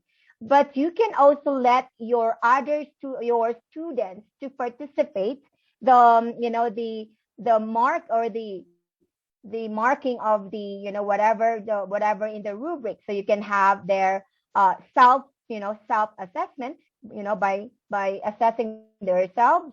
And then they are going to also like ask their peers and their classmates to assess their performance. So that is why you can have that, in your rubric. So you have like 3 columns. If you are doing like group work, they can also assess their own performance. That's why you have their self assessment. And of course, um, this is also one way that you can observe, and you can like, you can monitor and you can anecdote what are the performance of the students. And that we all know that this is in preparations for the, whatever, if you have chapter sets, if you have your long test, if you have your exams. And this is the time also that the teacher can develop the logic for their achievement. So basically when we are going to design our exam, so it should be based on the formative assessment that we had in class. So if you are preparing the students to achieve this outcome, especially the exam, so you have to make sure that you have a lot of formative assessments that you applied in the classroom. And of course, it's the most important thing is giving feedback. How often you give feedback to your students? Like for example, after you have a group, a group activity, like presentations, if you have like different kinds of differentiated instructions, how often you give feedback? Do you usually like have a like a feedback in class, like a general feedback, or are you gonna like having like a group feedback? So that's a good thing that we need to reflect for formative assessment. So under formative assessment, we have 10 principles. One is help students understand the role of formative assessment. You might based on your observation, so maybe students are not really cooperative, or like they are not interested of giving their effort to participate in the group discussions. Only those excellent students and below average students are not gonna cooperate because they don't know what is really this formative assessment, and they didn't realize that this is very helpful for them to prepare for the exams.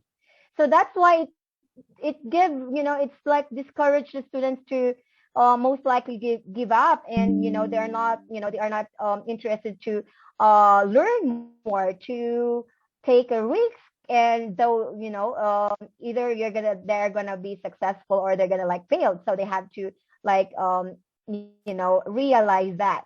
And so as what I mentioned a while back, that the students are those smart students are just always particular with their marks, their grades, but they are not really like the learning itself, the learning that they can get from this topic. Because um I'm very sure that the applications in the university, they have to take the exam, but it depends on their scores. But in our case, in the Canadian curriculum, they have this cutting cut of scores.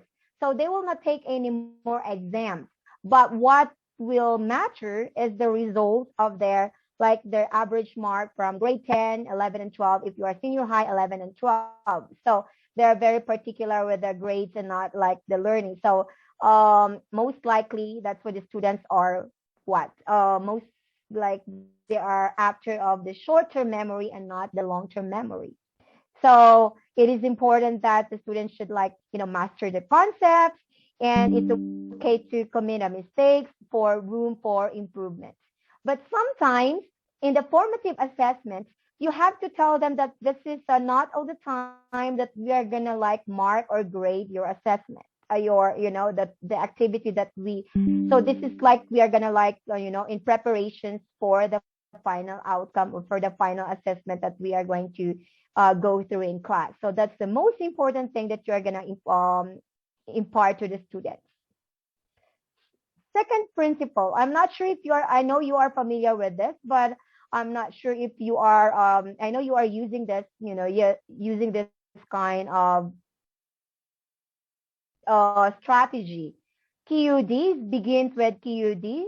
Creating worthy formative assessments occurs well before teachers develop an assessment. So it's about knowledge. And now,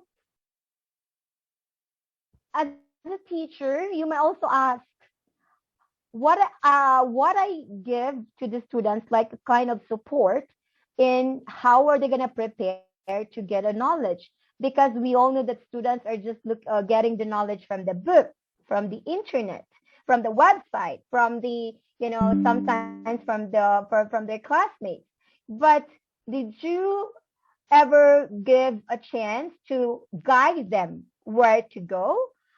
how are they going to collect the knowledge, how are they going to collect the concept, how they're going to arrange their ideas in a logical way, or like how are they going to prepare before coming to class. Later on, I'm going to give you the examples. My I made my own note taking rule or guidelines, so I will be sharing that later on. And so next to that is understand. So if you're gonna if you're going to look at this is a very basic part in in teaching and learning process in education, but still there are some students who are having difficulty of understanding. Why? Because there is a lack of training on how are we going to teach the students on how to understand the concept. So most likely, because we are having Canadian curriculum and the other side is Chinese curriculum, they are very particular of what are the informations from the book. Like they're just like bookish thing. So as long as they know how to arrive the answer, boom, that's correct. But in the Western, curriculum, even in our curriculum, in the Philippine curriculum, we have to follow the steps, follow the different ways on how to solve the problem and to arrive to whatever conclusions that you have based on your problem. So that's why you have to teach them how to understand the concept.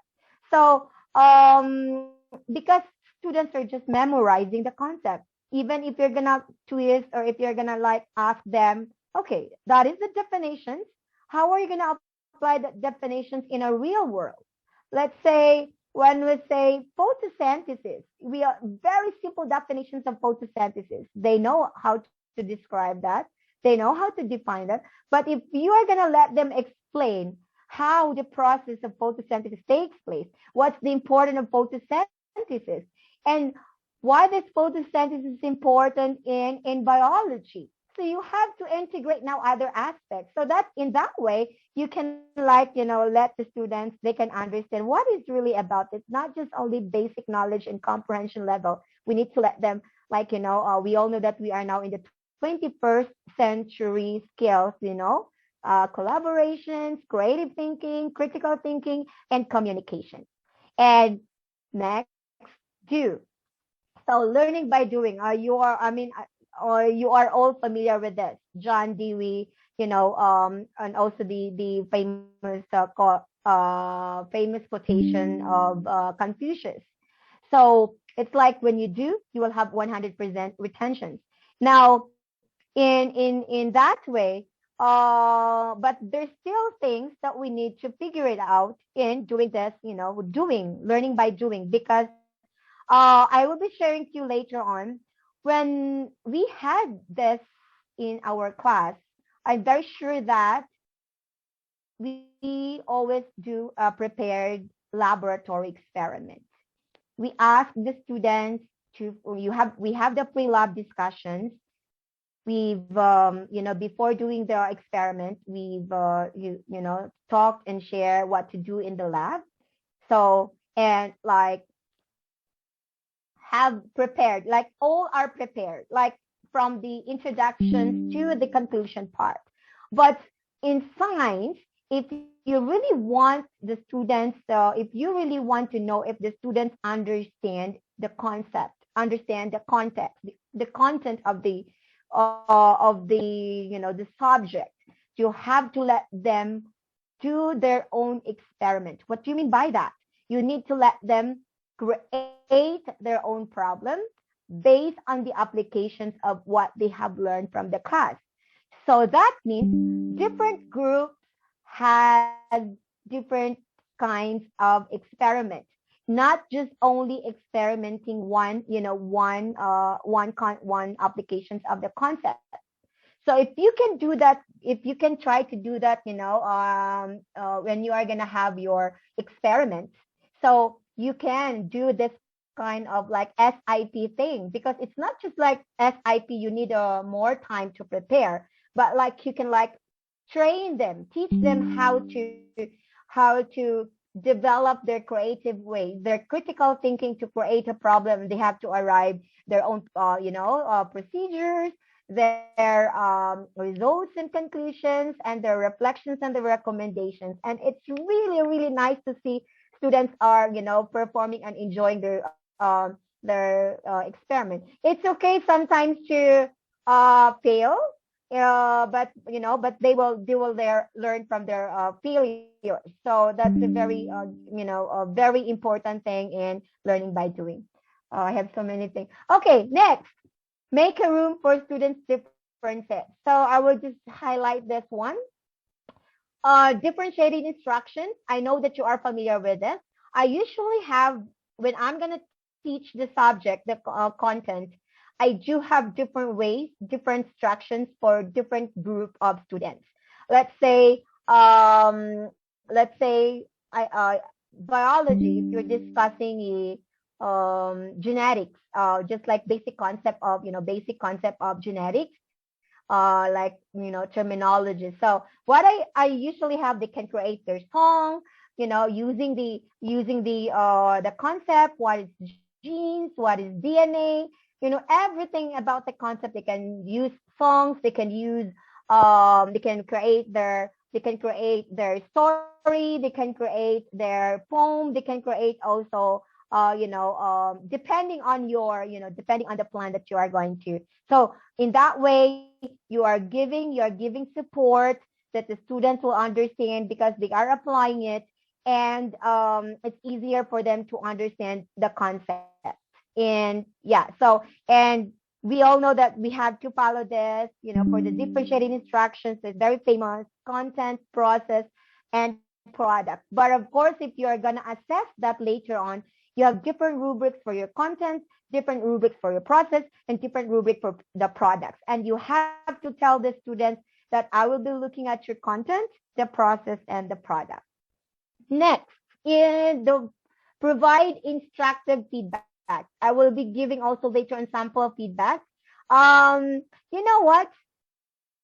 Last time I seldom give feedback to the students. I think you can also like reflect now that we seldom give feedback to the students. We can only do that when there is like a term paper or a research work. We do this, revise this, and we have some. But sometimes if we have like formative assessment, we seldom give feedback, right? So just give clear feedback, like positive feedback. But if you have this like feedback like negative, do not do a negative one. So you can make it into instructed way by giving like instructions. Like, for example, the flow of your logic in this section is clear, but you need additional details to support your thinking. And you have there some, common feedback: great job, I enjoyed, and I love your, output, and so on. So it depends on the rubric that you're gonna use. Next, make a feedback user friendly. I already give that. It's a continuations of the principle number 4. Like, be specific, timely, sincere, and offer help. So I usually experience that when I have my, advising thesis. Like, if it's the feedback, corrections are not clear, it's really hard for the students to follow what they want to, or what are they going to change in their paper. So you have to make sure it's all clear, specific, and of course, you can also like offer and give offer for them to improve their work. And just input this one, that in class it's okay to go, to commit a mistake, because sometimes it's hard. Sometimes students are very shy to participate because they're always thinking, oh, my answer is not correct. Some students will bully me because, like, my answer is, I'm just giving the not correct ideas. But you can like always impart to them that mistakes will always like we can learn from that, and we will be successful after so many mistakes that we had in the past. And assess persistently, and like do not quit whatever, like if you encountered like your students are not successful, they're not succeeding, they're not able to come up with the what do you expect from them. So just like continue working and just to make sure that your students learn what he or she should learn, in order for them to finally achieve the goals, the performance indicator of their class. So that's the most important thing there. And engage students with formative assessment.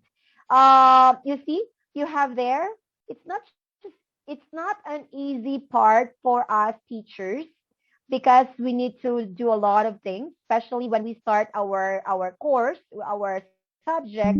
So later on, I will be sharing to you what are the things to prepare before you're gonna like start the class, like the before the start of the year. So I do have the exam. I will give you example later on. So it always involves planning and then formative assessment, and you have there the summative assessment.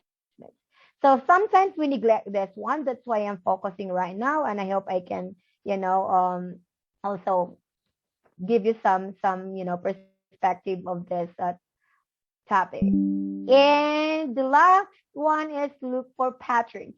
So that's the important, important thing that you are going to observe from your students' performance. Look at some patterns in order for you. You can advise them what to do in the near future if you have some, some or more assessment. And for example, here some students who have already mastered the concept, but others who are fine with computations, they have problem with computations. And then this is the high time that you can reflect on why the students cannot get the correct proper of maybe calculations, or they're having trouble getting the correct answers. So you can now strategize and also find ways on how to solve these problems. And others, so like if you are teaching in like for example in biology, you involve calculations, basic calculations, especially if you are talking, if you are discussing now population dynamics in in ecology, like what the research work a while back. So very simple calculations, and it always involve formula and how to calculate the diversity index and how to solve genetic problems. So yeah, so you have to make sure that you will try to look at the patterns for every student's, every student's output and result of your, formative assessment. All right. This one is the in planning. So what we have, I know that you have already prepared. I never seen the K through 12 curriculum in the Philippines. And you have there, you have all the guides. But in our case, we usually give communication plan to the students. I know we are doing, I'm not sure if we are now having the lesson plan, but you can have the communication plan for the whole year, for the whole topics that you are going to teach to your students. So for example, communication plan has the course description, curriculum outcome, or like your learning objectives, or the performance indicators. And you have also to divide or categorize your topics into different units. Make sure the students know what are the units, what are the topics that you are going to discuss, and you have to provide this copy to the students, because in that way you can help the students to track what are topics from time to time that you are going to discuss in class. And you have also like particular assessment for this, for this part. And I know it's tiring, but when you're gonna have a nice planning, so it will eventually help your students to achieve, and succeed, and even they will get their targeted marks or grade for the subject. And what are students' expectations, or what are your expectations, and what are requirements or materials that they are gonna require, and how to get an extra help. And of course, we have this parent-teacher communications, but we only have this when there is a problem with, problem encountered in for encountered in class, like specific students, and we can like call immediately the. But in our case here, we usually have weekly observations, and for those students who are struggling and for students need help, we usually give feedback every after class, and in order for the students to like improve. So and then if the students didn't improve, that's the time that we're gonna call the attention of the parents. And we do have this long range plan.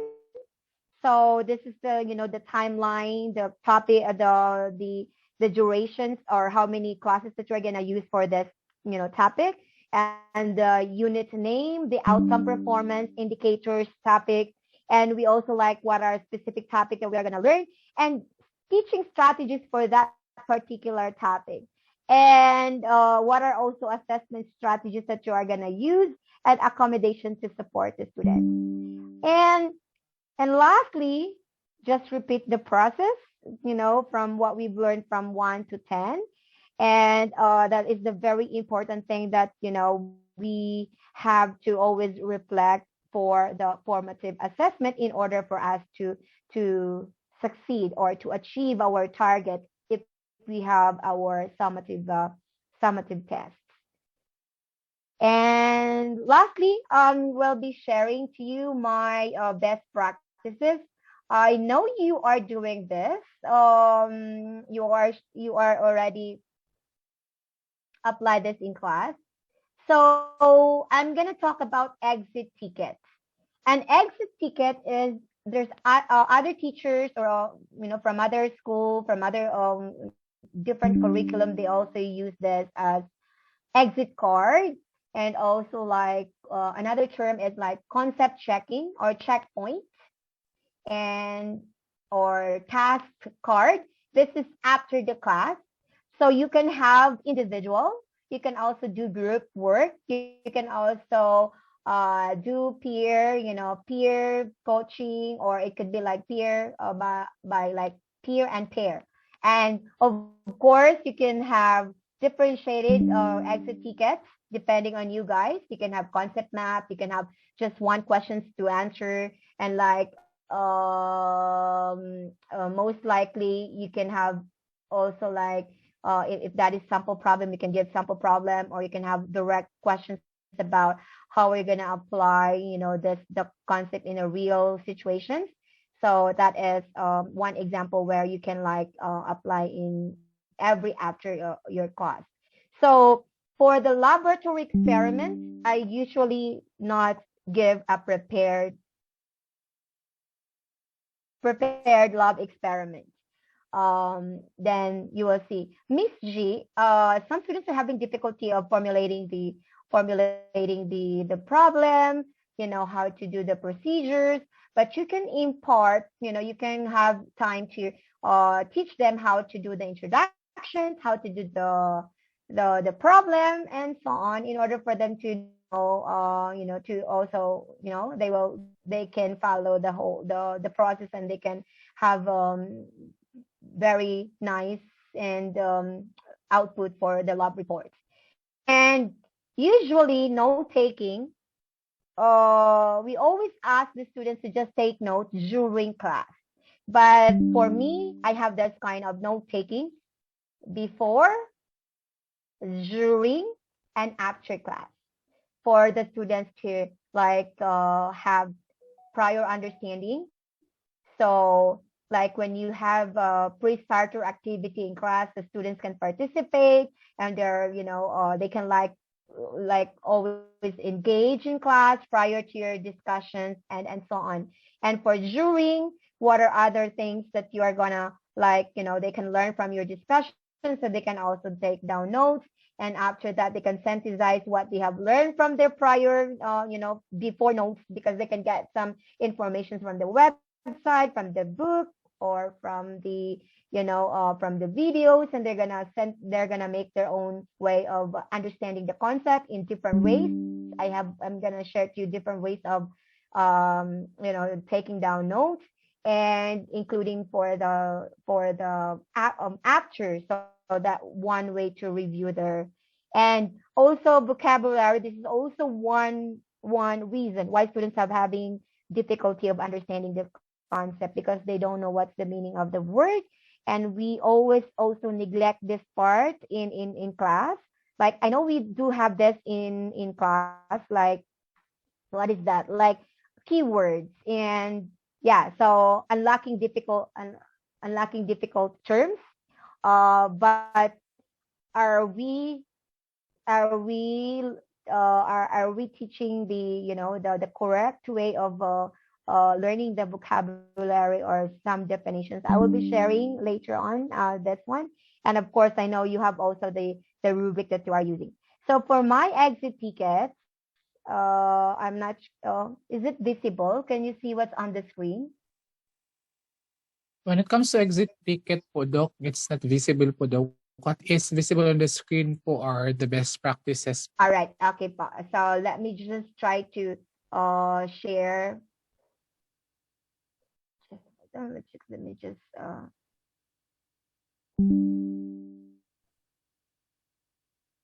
okay. So for the exit ticket, after my discussions, so I asked my students to have, do their own concept map and based on what we've learned from their class. I did not present the concept map in class, but I just like, depending on you guys, what is your strategy in teaching this? Like, for example, unicellular versus multicellular. So you can like, and of course, you have to make sure that you have the rubric for the unicellular and for the concept map. So I know that you know how to do the rubric. So in that way, you can assess the students. They know how to understand and they know how to differentiate unicellular for between unicellular and multicellular organisms. So when you're gonna have the test later on, so they have already the preparations and they can answer whatever questions that you're gonna ask in the exam or in the long test. And in the next one is the what is the next one? The science investigatory project thing. So let me just share it to you the sample of that. Just hold on. Oh.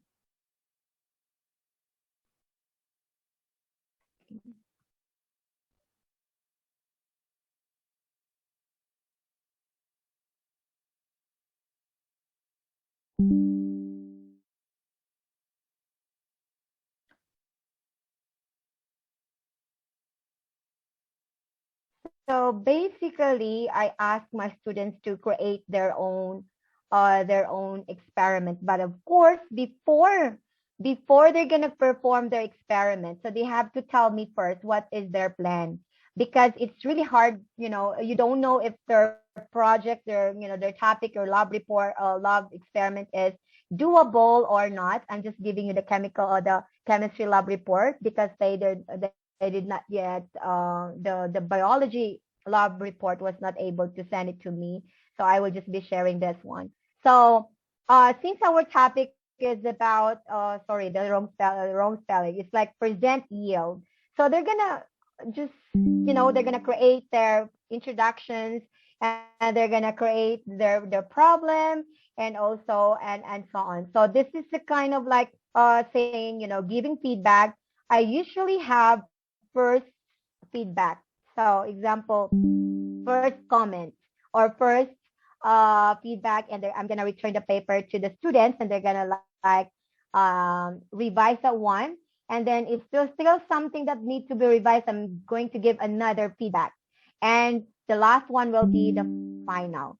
So if they're not gonna follow that one, of course, they know the result because the rubric was given to them. So yeah, so it's all like they're gonna create. You see, they create their own problem, and they're gonna do the experiment in the lab. And of course, as as teacher, you have to be very careful that you're gonna assist, and guide them what to do. And yeah, so in that way, you can determine, oh, they really understand the concept because they can like perform an experiment and not just only giving direct experiment that they're going to do. And it actually requires, it will develop all the C C C4 in the 21st century educations. And in that way, you are also preparing the students for their like university thing, like if they're gonna have experiment and they're gonna do have research paper. So it's just like later on you can like incorporate the scholarly look on how to do this kind of work. And yes, in some students are struggling because it's really like their first time to do the, but I was so happy because they're able to manage to do this one. And yeah, so and then I'm very sure that in the next experiment I mean they will give me like a very satisfactory or excellent output based on the what they have experienced. So you see, they're also like they have their own data. They're gonna like, but this data is not just only, but they have to like really like perform in class and see what are the reactions and do some do something. But of course I have a comment there too because they interchange the and what are the, and they have also reference. But yeah, so that's one part of the conducting experiment. And the third one is the note, the note taking. Just give me 1 second. I'm gonna. I hope, guys, I am sharing and I'm imparting, and you've learned something new, something today. Almost done, guys. So just hold on. And we have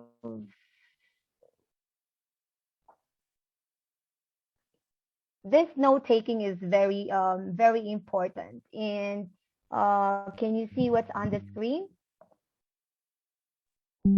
Yes po, Doc. Okay, so we have there, as I mentioned to you, mostly students do note taking during class. But I usually impart this, before, during, and class. Guys, this is a very nice action research that you can impart, you can study, especially for those students who are not interested in coming to class and they are not prepared. So yeah, so this is a good thing. You can like get some ideas. You can try to study this before and during class and after class. So before, they're going to answer the assignment by researching, and you can arrange their ideas about the concept. They can create their own strategy on how to organize their ideas. Like they can like Q&A. Like for example, before you're gonna, but of course you're gonna give the topic. Like for let's say cellular respiration. So they can like have their own questions like, what is cellular respiration? What are the two types of cellular respirations? How, what are the stages? But of course, you have to make sure that there, the Q&A is like, also involved or involve the higher order thinking skills, not just like only what, why, how, and why and how. So yeah, and then, as what I've said, you can use concept maps, you can do illustrations, you can do examples, or depending on what strategies that they can use. During class, this is the take down informations in like, in their notebook, and based on, of course, you're using PowerPoint or whatsoever. So they can like get some ideas from you, especially if the ideas are not found in the PowerPoint. So they can like take down notes, and later on they can also use some codes or abbreviations or key points. It depends on the pacing of learning. And so for after that, the students will be able to finalize after class during the study time, complete phrases like sentences that as much as possible, and they can also like informations, and write some cue, and and have some synthesize all what they have learned from their research work, from the from the before, from during, and after. They can like have their own way, and in that way, that is another part that they can use as a review material. Because in my case, I'm not sure with you guys, we usually give review material for the students in preparation for the exam. In my case, I usually then give review sheet. They have to create the review sheet depending based on their notes. So they can like use also those notes for the review material. And yeah, so that will be, this is my pattern: self-learning, independent learning, as what is mentioned a while back. You can have question and answers, concept math, drawing, and illustrations, and you can also pick a real situation, and then you're going to explain where the concept was applied and explain. So because in my case, I usually have my exams or my tests, like chapters test, it is not just about knowledge, but all the skills are going to be tested in order for me to, oh, this student is like deserve to get this mark, deserve to get this grade, and they can like prepare for the exam. And for the lecture, like notes for the lectures, and they can like do review, after. And there are also other some notes that are taken from, from the other author. Like they can also use this one. You can also teach them how to do that, and you can have also yours. But what I have is in upper part, and these are just only other ways on how to do the note taking. And the last one, I will be sharing the just one like feedback based on the rubric, and also the example of the how I usually ask my students to prepare for vocabulary. So let me just share this one, and it's actually very helpful. So you see, I have three columns, four columns rather, but they still have another column here. The terms, like their definitions in the book or other resources, and they have to create their own definitions, and they can have the example. But here, the last column, they can have their own examples. Like they can have their own illustrations. They can have their own other examples of pictures that not taken from the resources. So usually when I usually like do this prior to the lesson. So I will ask my students to prepare for this. This is like a definitions or vocabulary in order for them. They understand. It's easier for them to participate or impart what are those things. So like that. And of course there is the corresponding because they're very particular in our curriculum.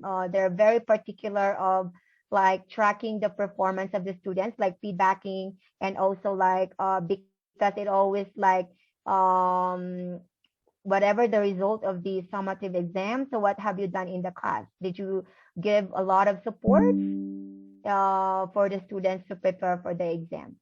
And the last one will be I will just share to you. Oh, where is that? Last one before I'm gonna end my talk. Let me just open my. Hold on, guys.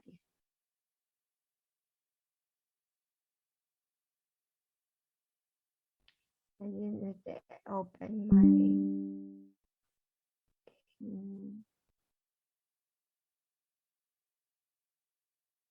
Okay.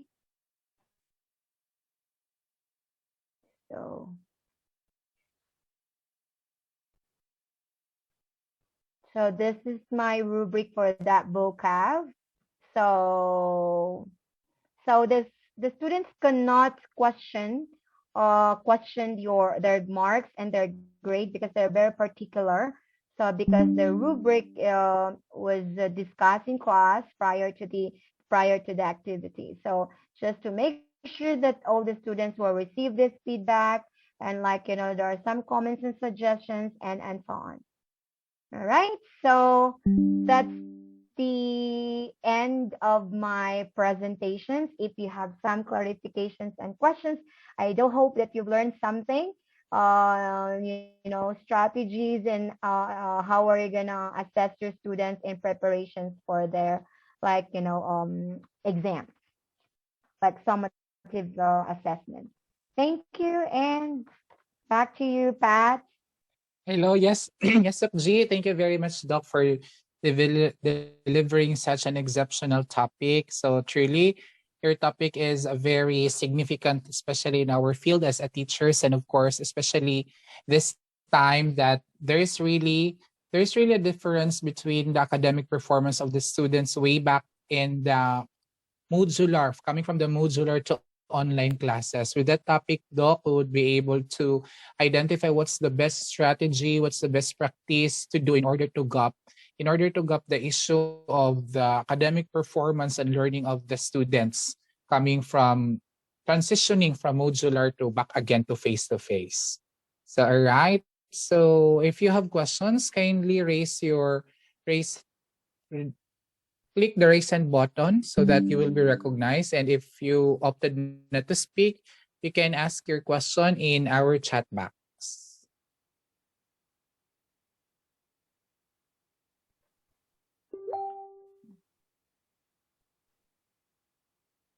Hello, are you still there? Kindly type 1 if you have no questions.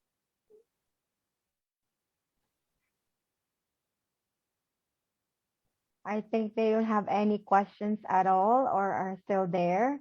Um, maybe I will ask questions kung wala silang question.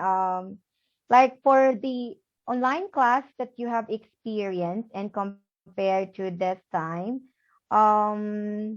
sino po dito yung usually like providing like using the WBL for the online classes? Like especially like for taking doctoral. I know that we are using the independent way of getting all the information, but for the students we have to guide them where to go. Do you usually provide or give support to your for your students to have a list of the resources like website, web page URL to visit, for them to maximize their time, and it's easier for them to get information. Um, Usually wala, 'di ba? Usually Pat, wala na ako naginatan sa una when you are in the students in the university, wala. Yes Usually po, Doc. independent. Pero pag high school, senior, para ano din, mas maganda talaga pag na-shy ka ng guidance, guided ang imuhang tagaan mo sila og mga Students. websites, list of websites, and because kung dili sa book lang gid sila particular. So maglisod sila pag abot sa college, because sa college dapat maging resourceful ang estudyante. Yes I po, think Doc. So that's true po, Doc. wala na siguro sila pangutana. All right. Yeah, so they're providing links and for them to be guided. That's nice. So are there any more clarifications? Are you gonna walang mga Hello, tanong? Doc. Excuse me po. Yes. This might not be a question, but I'd like to have a sort of a little chit-chatting and sharing from you. So I'd like to ask po, Doc, is there a significant difference to the learning and academic performance of your students there in China way back in modular up to now that we are in the face-to-face? All right. So particularly in terms of because for the assessment, like I do have online class, but the students are in the classroom last time. So since 2020, 2020 rather, up to like before the start of the year, so the students are taking online classes. So what I have noticed is in terms of the interactions, in terms of the engagement of the students, in terms of the results of the summative test, it's actually totally different. And now that we are in face to face, it's easier for you to assess the students, especially if you are not only looking for or assessing the knowledge and so on. Especially if you are gonna check also their communication skills, it's pretty easy, for face to face. And I would say there is a really significant difference when it comes to the level of not just only the level of understanding and also the result of their academic performance, particularly in the exam. But of course, since we are doing a formative assessment in order for you to check, to in order to, because you don't know if they are like though there was a teacher who will supervise the students in class. I usually my way of assessing the students is like in different ways. Like let's say I have one assessment for my genetics, like basic information or terminologies. I ask them to create a story applying the concept of like what we learned from the class, what is DNA, what is RNA, what is protein synthesis, and like other things. And in that way, you can really tell that the students are, they have different answers, but of course the concept and the content are still there.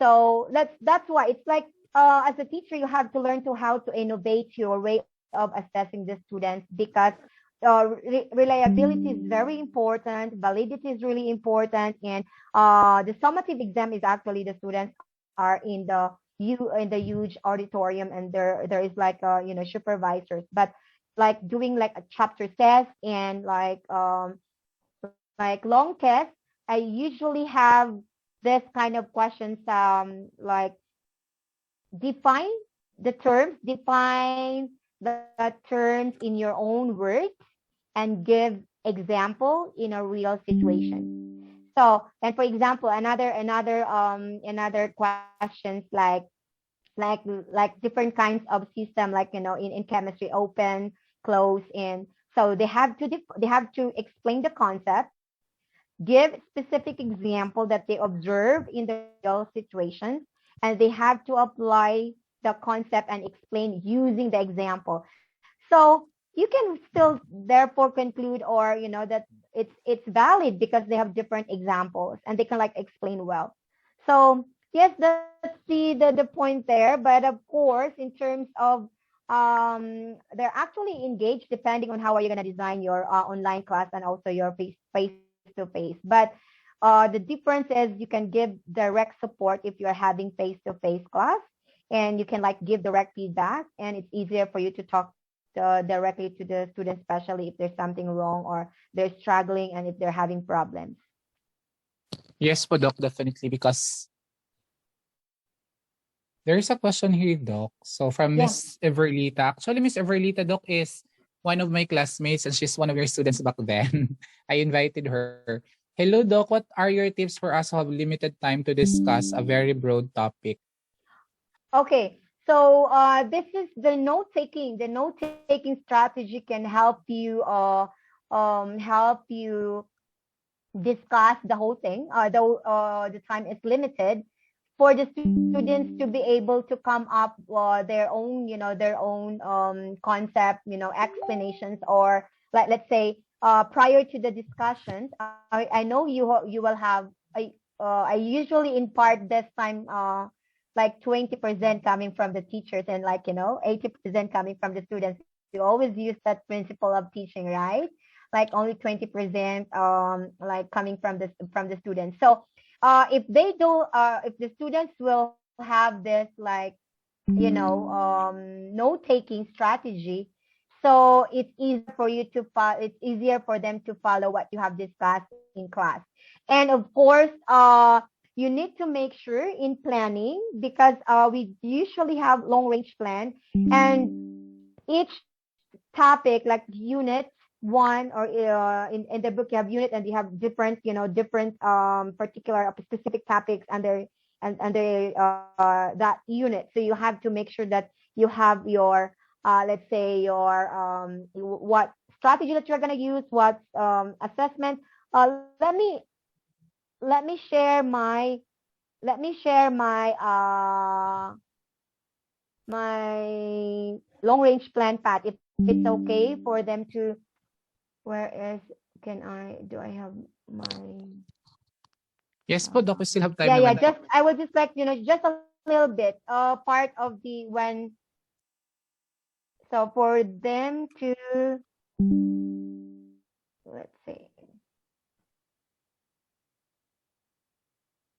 it's not really yeah so basically you have here so there's particular topic there, the outcomes, specific topic that you're gonna discuss, and usually your teaching strategies that you're gonna use, and what are support. You say, this one I'm not. I'm sure that you always also give support to your students, like giving lecture notes or giving PowerPoints. But that would one way for you to consume. I mean, maximize your time and able to finish your your topic and you will eventually have already like you have already a list of topic that you are going to list of strategies that you are going to use. There is a list of strategies and you have also assessment and support accommodations on in planning and designing your topics. So I think that's the one way that you can like apply and give lecture notes if you have. If you have also like PowerPoint, you can give that before the discussions, and the students can have they aside from there having the note taking, so they can like follow, and it's easier for them to understand your concept, and they're very participative, especially if you will have activity in class and they know what to do. All right, so that's it po, Doc. So thank you very much po, Doc G. So Yes. if you have no more question, kindly type po naman po so that we can proceed to the next part. Type po naman po if you have no more question. Actually, Doc Roxanne is sending her message to me for you. She just lost her connection due to power interruption. So, Okay. thank you very much, Doc. Sabi niya dito, but paki-thank you kay Doc J. Extend my warmest gratitude to her. I lost my connection due to power interruption. Sige po. Okay, message ko lang po din. I-message ako siya niya later. Yes po, Doc. Just now, Doc, she just lost her connection. Just feel free, guys, to if you have some, I'm very willing to share. I have talk also next week for the action research. The teachers in Bikutan, Bikut in Manila. So they asked me to talk about action research and we do have also the conference for the unified, and it's so I will be also sharing something new about research methods. So okay, Doc, anytime we just look feel free forward to on that. communicate. If there is no more, so in behalf of the whole class, po, Doc, thank you very much. And a sort of gratitude, would love to award this certificate of commendation to you, Doc. The same certificate that was awarded to Dr. Vivian Piligro. But before that, allow me to read once more the content of the certificate. Certificate of commendation is awarded to and grateful recognition and profound appreciation of her expertise and service as a resource speaker during the conduct of webinar with the theme Content Enrichment Webinar Series in Advanced Biology, Promoting Excellence in Research and Innovation on November 12, 2022 via Zoom teleconferencing given on the 22nd day of October 2022 at NEMSU Main Campus in the City, Philippines, signed by our professor, Dr. Roxanne Icaray, together with the Dean of Graduate Studies, Dr. Marty A. Bukhan. Ladies and gentlemen, with our sounding applause, it is my honor to award this certificate of commendation to Dr. G. Marie S. Binag. Thank you. Thank you so much. Thank you for very having much me for here. Doc. Thank you. All right, so before, yes, for Doc, so can we have a photo opportunity for you, Doc? So let's have a photo op. No problem. I'd like to request everybody to open your camera so that this is just a rare opportunity because Doc J. Marie is rare found in the Philippines. She almost spent most of her year in China. So we'd love to take this opportunity to have picture for you. All right, on my count. Hello, Ma'am Jack. Kindly take a screenshot. And 1, 2, 3, smile. Okay, another shot. 1, 2, 3, smile. Another shot in 1, 2, 3, smile. All right, so that ends our second talk. Thank you very much, Dr. Jamari S. Binag. So It is my honor Thank to, you. it is also my honor to announce that I am one of the students of Doc G Marie, and really Doc G is one of the most excellent and with caliber professor way back when we were in college, and even up to now when I'm still in my master's degree, I still had a chance to chat her. I wanted some help, especially when it comes to the field of research. Doc G is really of great and big help. Thank you very much, Doc G. So with that, let us now proceed to the next part of our webinar, which is the reading of evaluation result. So with the reading of evaluation result, let us have Mrs. Denaline Martil Avado. Sorry to interrupt, Pat. Yes, Is po, it Doc. okay to leave now, or is it this for? So can I leave now? Yes po, Doc. You can po. Okay, okay, But if you're willing to listen to the evaluation, Doc, you can pa po. Okay, pa. So I will stay here and just for improvement purposes I can. All right, Yes po, see you Doc. guys. Okay, have a good weekend, guys. Okay po, Doc. Thank you po. So once again, let us welcome Ms. Denaline Martil Ayabo for the reading of evaluation result.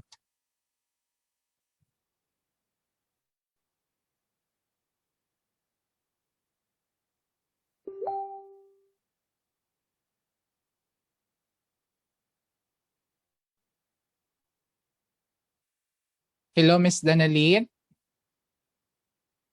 I guess, Ma'am, the education group for a well-facilitated webinar. So thank you very much for that comment. They gave us 5. And for the speaker, for the first speaker to Dr. Vivian, they mentioned here that Dr. Vivian, the speaker, is very well versed with her topic and contributed a lot to the new body of knowledge. So for the second speaker, our resounding applause to Dr. Jemaris Binag for giving us the background on the importance of formative assessment. Truly, a they give us a knowledge on the importance of formative assessment and how it should be very important not to be forgotten and neglected in the teaching and learning processes. So congratulations. Thank you very much to Doc G for giving us a very substantial information. So that's it. They gave our speakers a score of 5, which is the highest score. Thank you very much. So I guess that ends for the reading of evaluation. There are still some comments here, but if we're going to read it all, it would take us time. I just read the most highlighted ones. So thank you very much. So Doc G, if you wish to leave in the platform, you may leave na po, Doc. It's our honor po. It's really an honor to be with you this afternoon. Thank you very much, Doc G. See you around here in the Philippines. Okay po. Have a good weekend and enjoy and always happy. Yay. Thank you po, Doc. Goodbye po. Bye-bye. So this time, let us have the words of gratitude to be given to us by Mrs. Marilyn A. Villarine. My utmost respect to our course professor, Doc Roxanne, to our brilliant speakers, Doc Vivian and Doc G, to all the participants, and to my very active and talented classmates led by Sir Pat, our class president. We, the NEMSU PhD Sci-Ed students, would like to express our heartfelt appreciation to Doc Vivian and Doc G for making time to meet with us today, despite their hectic schedules. Doc Vivian and Doc G passionately accepted our invitation, and hearing their lecture series is a great privilege for everyone in the platform. To Doc Roxanne, our course professor, deserves special mention for her confidence in the webinar series success. Thank you to all of you who eagerly joined the platform and contributed much of the webinar success. Above all, to our Almighty Father God, the source of everything that we have and enjoy. Thank you very much and God bless us all. So thank you very much, Miss Marilyn Villarin, for that heartwarming words of gratitude. So with your words, at least it's giving us a relaxation or at ease from the works that we had. And of course, it's giving us a sort of comfort for the effort that we have exerted for these endeavors. So this time, let us have the closing remarks to be given to us by Mr. Jan Jerry Barry.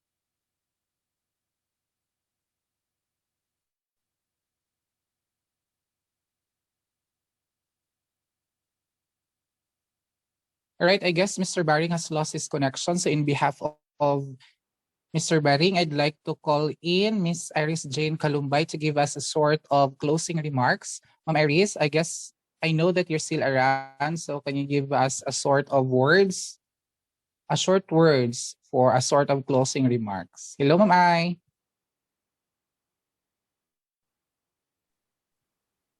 Sir Pat, I would like to volunteer to present the closing remarks of Sir Barry. Yeah. Yes po, Ma'am Jo. Thank you po. Thank you. Hello, good afternoon.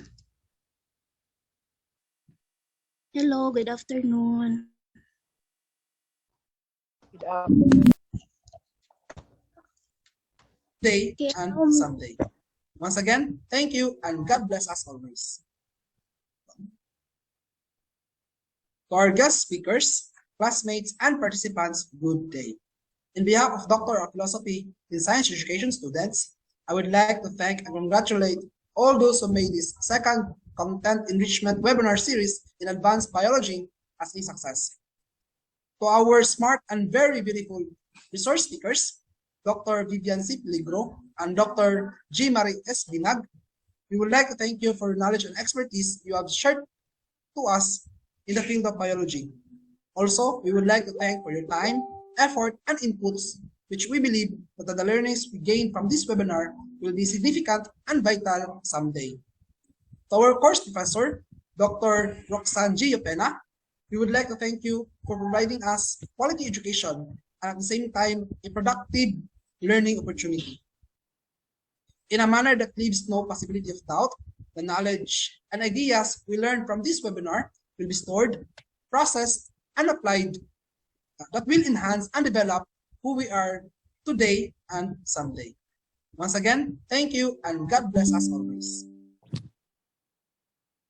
All right, so thank you very much, Sir Baring, for the closing remarks. So I'd like to remind our participants, especially those coming from other agency, our invited guests, to please fill out the evaluation link because you cannot receive your electronic certificate if you have not filled out the evaluation link, and you can send your certificate.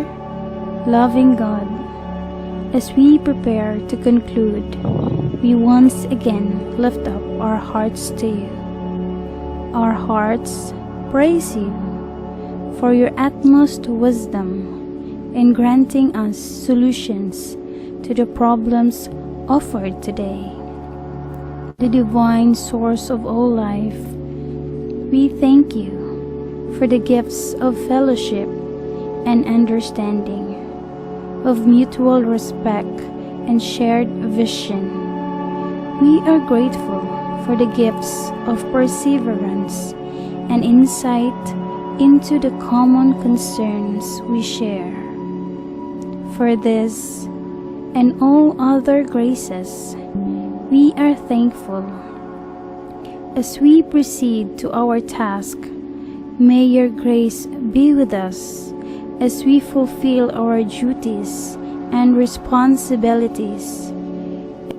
As you have blessed our coming together, now please do bless our journeys. Lord, you taught us to love, to be humble, and to see you in others. May we perceive your face in each of us and the people around us. May we serve you through them and love them as you have loved. All this we ask in Jesus' name. Amen. Amen. In the name of the Father, the Son, of the Holy Spirit. Amen. So, ladies and gentlemen, that ends our second webinar series for this afternoon. If you still have questions, especially to those our participants, you can ask. You may raise now your question while the facilitators, we, the PHA Science Education students, are still around so that we can entertain your question before we call it a day. Do you have questions? Have you filled out our evaluation form so that you can receive your certificate?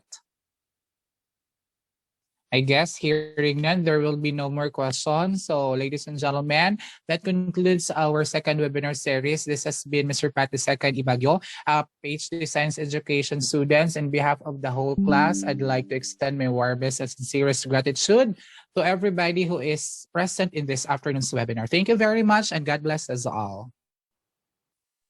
Thank you, Sir Pat. Thank you, everybody.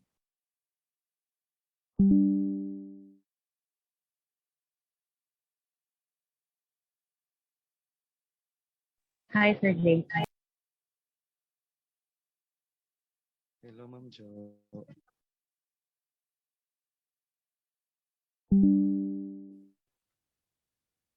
We'll not close the Zoom for 5 minutes.